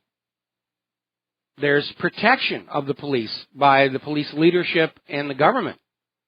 There's the training by these Israeli security companies. And I think we cannot ignore the fact that anybody on prescription antidepressants can act on impulse, even when that impulse is completely inappropriate. And I think we need to look at that. Now again, over in Massachusetts, Maura Healey, Attorney General Maura Healey, has instituted a ban on rifles that look like they're military. It's all cosmetic. You know, it's the kind of stock it has, the foregrip, you know, the pistol grip. You can't have that. You can't have a pistol grip. Only the police can have pistol grips. And, of course, as always happens, it has sparked a run on the gun stores. And even Healy's office is repeating that number we got from the Boston Globe. 10,000 of these assault-style weapons were sold in Massachusetts last year. How many were actually used in a crime in Massachusetts? And why are you punishing the other 9,990 whatever law-abiding citizens who own such weapons without misusing them? Now, the Washington Post came out with an article, an editorial, what arms looked like when the Second Amendment was written. And what they're trying to do is say, well, if you want to own a musket, yeah, the Second Amendment protects that, but nothing else. The Founding Fathers didn't know about rapid-fire weapons, so of course they wouldn't have authorized you to have those. Now, first of all, there are a couple of problems with that. The Supreme Court ruled in United States versus Miller that the purpose of the Second Amendment is to make sure the American people have the same weapons as the uniformed services. Match for match. If they've got 30-round magazines, we get 30-round magazines. Because the purpose of the Second Amendment is to give the government a good reason to leave us alone and mind its own business. But this Washington Post editorial is also ignorant of history, because apparently they don't know about the Puckle gun, which was built in 1718, 73 years before the Second Amendment. It is a rapid-fire weapon. So this gun grabber argument that the Founding Fathers never envisioned rapid-fire weapons is complete junk.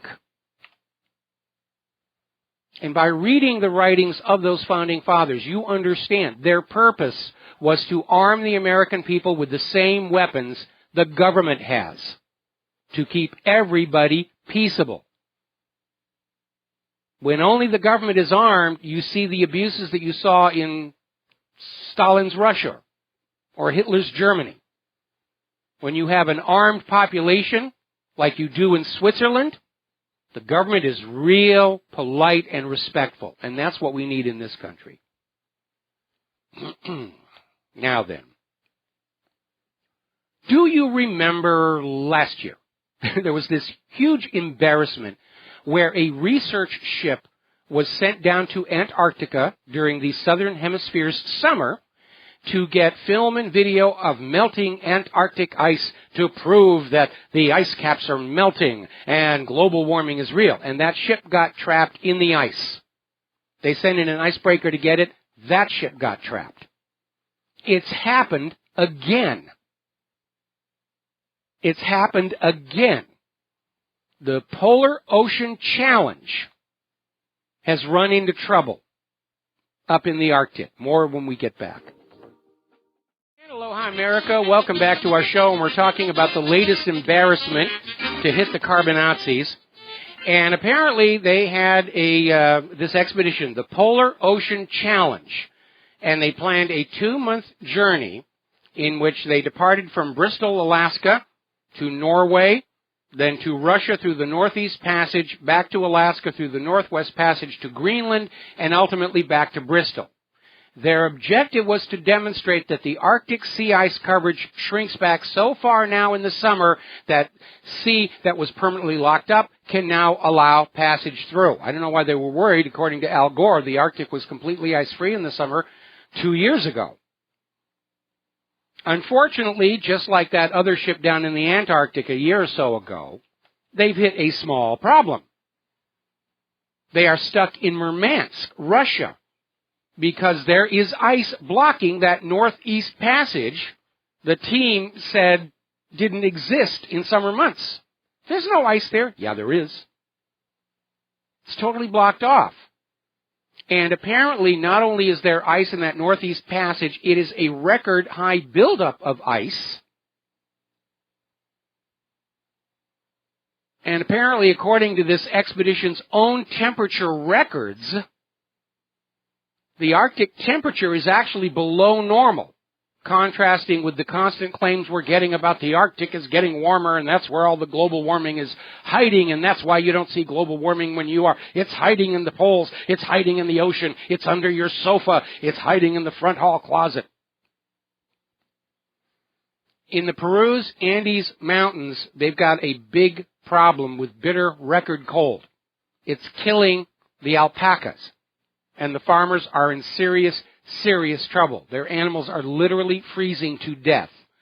Peru's government has declared a state of emergency in the southern Andes, and they have allocated $3 million in relief to help cover the losses from the cold snap down there. Now, up in Canada, Justin Trudeau won't rule out imposing a carbon price plan on the provinces. See, this is what it's all about. They're screaming global warming to give you another tax, a carbon tax. We've got to tax your carbon.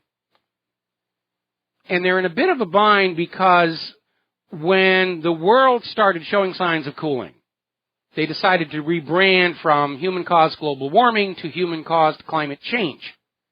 And then they went to sudden climate change because people were saying climate changes all the time anyway. Oh, no, this is human-caused drastic climate change. And then people started saying, well, if the world's getting colder, taxing carbon won't help that. So now they've had to sort of go back to the warming thing to get their carbon tax. That's what this is all about, convincing you the world is warming, it's all your fault, and you will atone by paying a carbon tax. Now, Philippines President Rodrigo Duterte has basically told the suggestion about this climate change deal and said it's a lot of nonsense. It's stupid. It's absurd.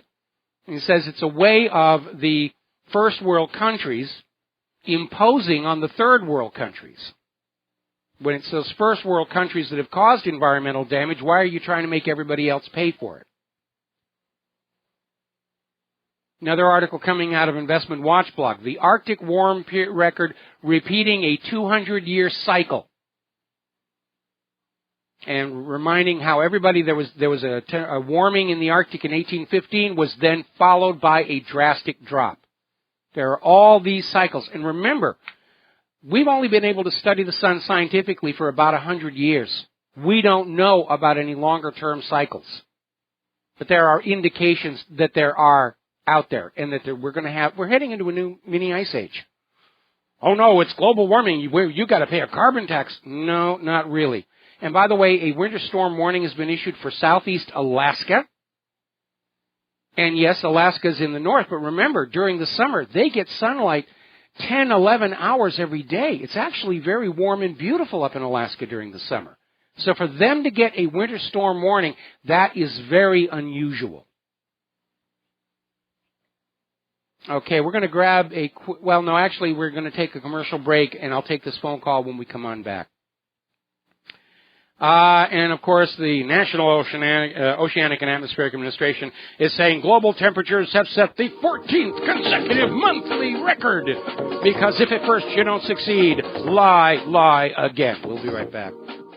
And aloha, America. Welcome back to the show. Let's go ahead and take a phone call. Andrea in Oklahoma, thank you for waiting patiently. What's on your mind? Aloha. Yes.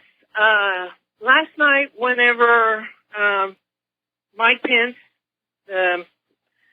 Donald Trump's his pick, I was disappointed when he said we were going to be friends of Israel.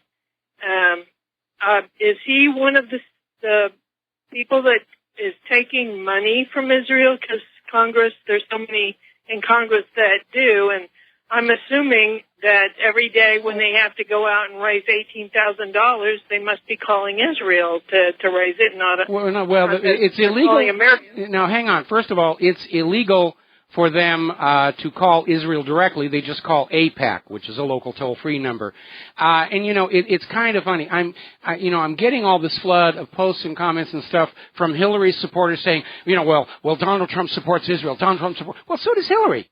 And it's a question of degree. And if you look at the Israeli press right now, it's very obvious they want Hillary. They know Hillary will do what she's told. And Donald Trump is a little more, he's going to be thinking, wider concerns than just what Israel wants. And so they're trying to tarnish Trump and Pence over the issue with Israel, even though Hillary is far worse in that situation, just like Hillary's out there trying to tarnish Donald Trump as being a dangerous president. Hillary's projecting a lot of her wrongdoing onto Donald Trump, and this is just more of the same thing. As far as Israel's concerned, both candidates are voicing support for Israel, so that's a push. So to me, it's not a factor. Of far more importance is finding out, was Hillary Clinton selling U.S. secrets to foreign powers and through her weak email server, and was she using her charitable foundation to collect and launder the payments? And with WikiLeaks having put out 28,000 classified emails from her server, that question is, I think, far more important than whether Mike Pence is going to be working for Israel or not. The only real complaint I've heard about Mike Pence so far is coming from comedians and impressionists who are saying there isn't anything there that they can work with for their show. So thank you for the phone call, Andrea. We're going to go to... Hold it. No, I was going to ask, should he pick anybody he wanted to? Because, with me writing that in, that I would like him to pick you. Okay. Should he have picked anybody to be vice president? Could he? In theory, yes, but obviously it's a political decision. And I appreciate your writing me in as Trump's vice president. I'll settle for head of NASA now.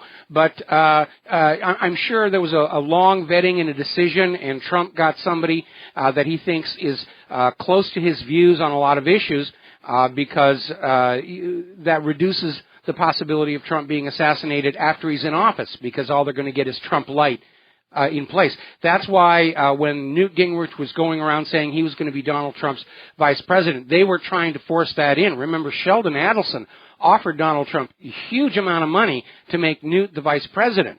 But that would have painted a target right on the back of Donald Trump, because he could become president, then they could shoot him, and then they would have Newt Gingrich as the president, which is perfectly acceptable to the current establishment. Anyway, Andrea, thank you very much. Going to let you go. Switch to Francis in North Carolina. Aloha. Welcome to the show. What's on your mind?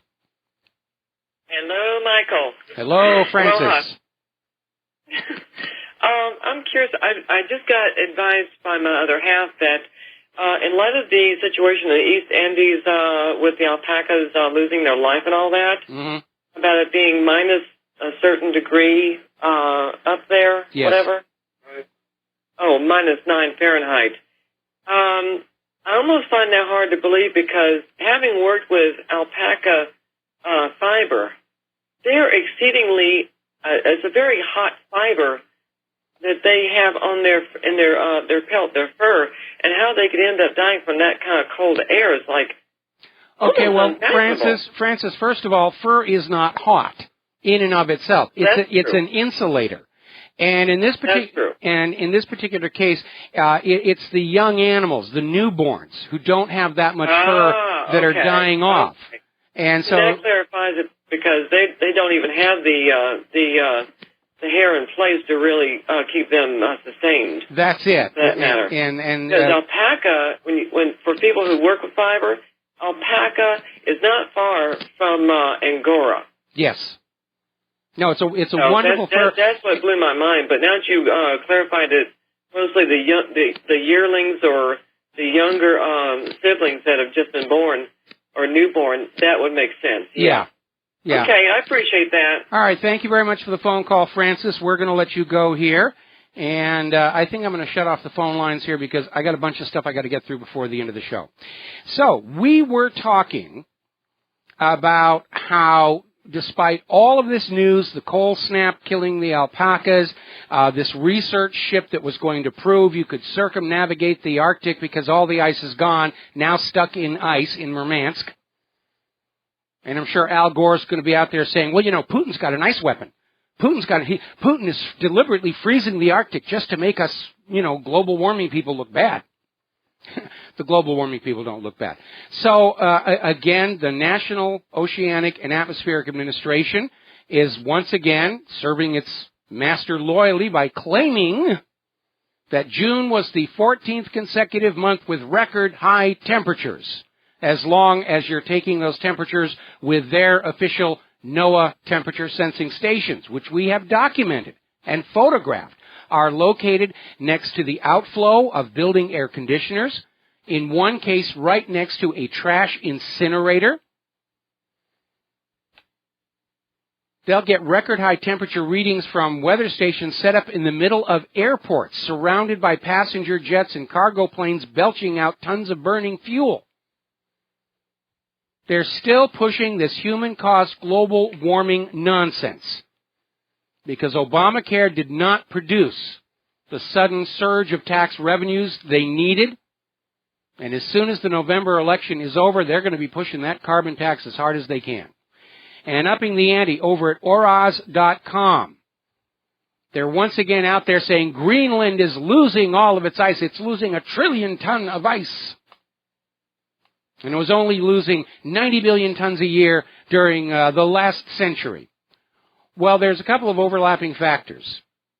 Okay, once again, we're dealing with a report that was funded by the people promoting global warming and carbon taxes and carbon credits.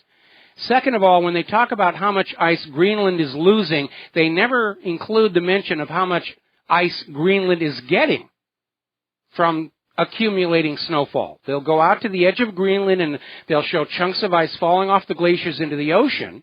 What they're not showing you is all over the middle of Greenland, all the snow that's forming and falling and glaciating there. Remember, during the 1990s, they had the former head of Greenpeace was out there predicting Greenland would lose all of its ice in just 20 years, which was just about 20 years ago. And then later on, this guy came out on TV and admitted, yeah, we were exaggerating things. It's okay for us to lie and exaggerate in order to accomplish our goals of carbon taxes and submission to a global environmental authority. They're actually out there admitting they're lying to you. But don't you dare not believe them when they tell you. Now, closer here to home is an example of why you should be very careful about what NOAA or NASA or even the National Weather Service says is coming out of their computer systems. And I've commented before, we're in the middle of hurricane season, and I'm hoping I'm going to be able to bag one of those and mount it on a wooden plaque right there back by the sword.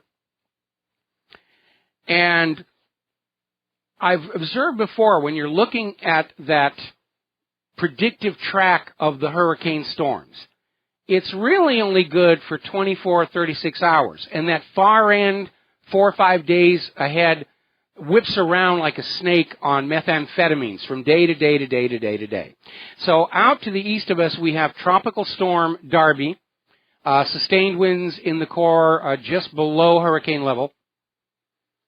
And the current predictive track shows it arriving here over the weekend and shows it taking a sudden northward turn late Saturday night.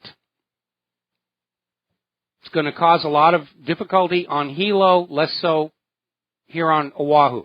So you can imagine my shock when my wife and I were out running errands before the show, and we're listening to the news radio station, and we have a representative from the Pacific Hurricane Warning Center, which is located on Oahu, saying, don't trust that track where it says the storm is going to veer north. We don't actually really know. If it doesn't veer north, it's going to be coming right on over us. But here you have the Pacific Hurricane Center spokesman saying it looks very reassuring. We don't actually really know. Remember, computers are subject to the GIGO law, garbage in, garbage out. Let me share a little story with you. One of the very first supercomputers ever built was called ILIAC 4. And it was ostensibly to support a project to provide highly accurate, week-long weather forecasts. They were going to have sensors all over the planet. All this data was going to feed into the ILIAC, and we were going to get absolutely guaranteed accurate weather forecasts a week in advance. And it failed utterly. And then ILIAC 4 was turned over for simulations of nuclear weapon detonations kind of work. The study of why ILIAC 4 was not able to come up with week-ahead accurate weather forecasts is what gave rise to the science of chaos theory and why complex systems are inherently unpredictable, no matter how big your computer is, to what precision it's calculating. There are some problems where you can't have an accurate computer prediction. You can have a simulation that will behave like the real world, but it won't predict the real world. Now, maybe there'll be a breakthrough somewhere along the way. But I think the reason they do that 5-day prediction on the track is to be reassuring and make people think things are okay. But we literally had on the local Hawaii news radio today saying, don't bet your house on that.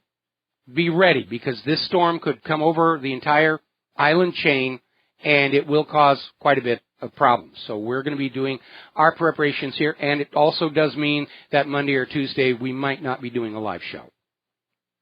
Just so that you got the heads up on that one. Speaking of shows, a reminder that the lovely Lady Claire will be joining us in hour number 3 tomorrow. I forgot to mention that earlier in the show. So, moving on here. Over in New Mexico, there is a fracking oil field located in the Indian Reservation territories of northwest New Mexico, and it has caught on fire. And apparently, so far, 36 oil and gas storage tanks have caught fire. It's been a chain reaction of explosions, shut down a major highway, and so far, 55 residents in the area have been ordered to evacuate their homes. It almost makes you wonder. Remember that natural gas blowout in Southern California? If that thing had caught fire, what a disaster that would have been. They're just playing so recklessly with all of this technology. Because it makes money, and that's all that matters. If it's making money, it's good. If it doesn't make money, it's bad. If we can get work product from you, we'll let you live. If you can't work, well, really, we should just let you die. You're a useless eater, after all. Now, apparently out in California, there's a major petition drive underway to demand Governor Jerry Brown and the State Water Board to stop the practice of farm field irrigation with fracking wastewater. I'm not kidding you. That's what they're doing. There is a water shortage out in California. 2 of the 3 major freshwater aquifers have become contaminated with fracking fluid. And, of course, you've got the bottled water companies out there sucking millions of gallons out of the remaining aquifer and then putting it in bottles and selling it back to the people of California and the rest of the world. So to deal with the water crisis, California actually told farmers, we're going to let you have the wastewater from the fracking operation and you can irrigate your crops with that. One of the other reasons there's a water shortage out there is they haven't been maintaining the infrastructure. California's aqueducts are cracked. The water mains under Los Angeles are leaking millions of gallons of usable water into the ground where it's not needed. And even worse, it's opening up sinkholes. So their solution is to take the wastewater from fracking and irrigate the food crops. And the California people are very upset about that because of this incredible toxic chemicals which you may not be able to get off the food when you wash it. Especially because if it's drawn up through the root system into the food itself, there's no way to get it out. It's just absolutely absurd. And it shows how dangerously reckless government has become in terms of allowing corporations to take whatever shortcut they need to stay in business at the expense of the public health.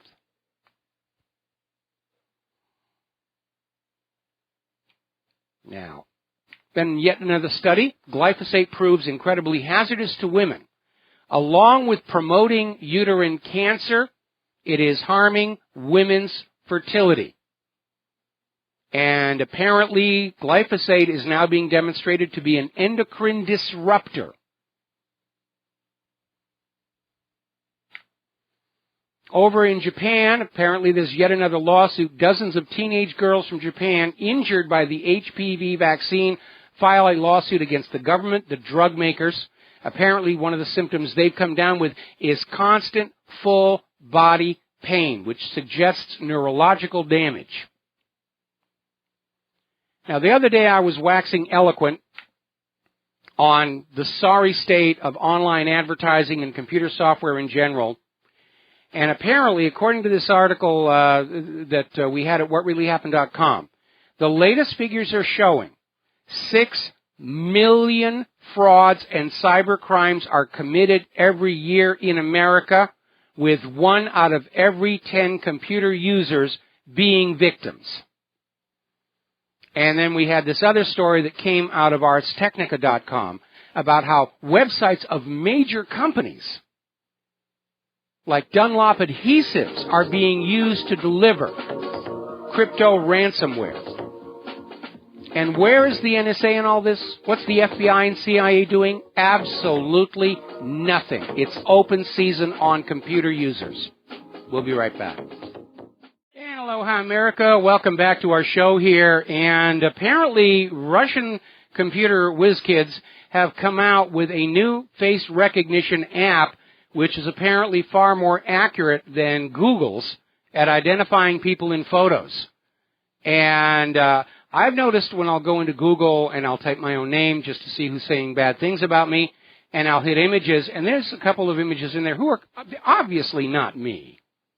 And so this Russian one appears to be superior. Now, Microsoft is now in trouble with the French authorities, who have determined Windows 10 is collecting excessive personal data, and France has issued a formal warning saying that Microsoft must make changes to Windows 10 to protect the privacy of the French people. And we need that here. We definitely need that here. And finally, this is a bit of a giggle. Apparently there is a software company, Bit Management, and they made this 3D virtual reality software, which apparently the U.S. military made illegal copies of and installed into hundreds of thousands of computers.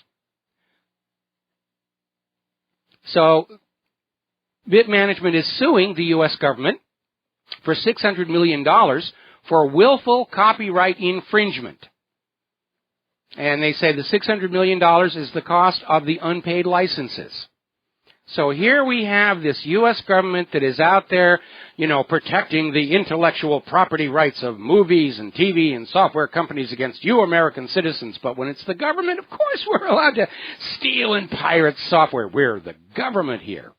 Now, one final thing here before the end of the show. I'm still trying to improve the performance of my website.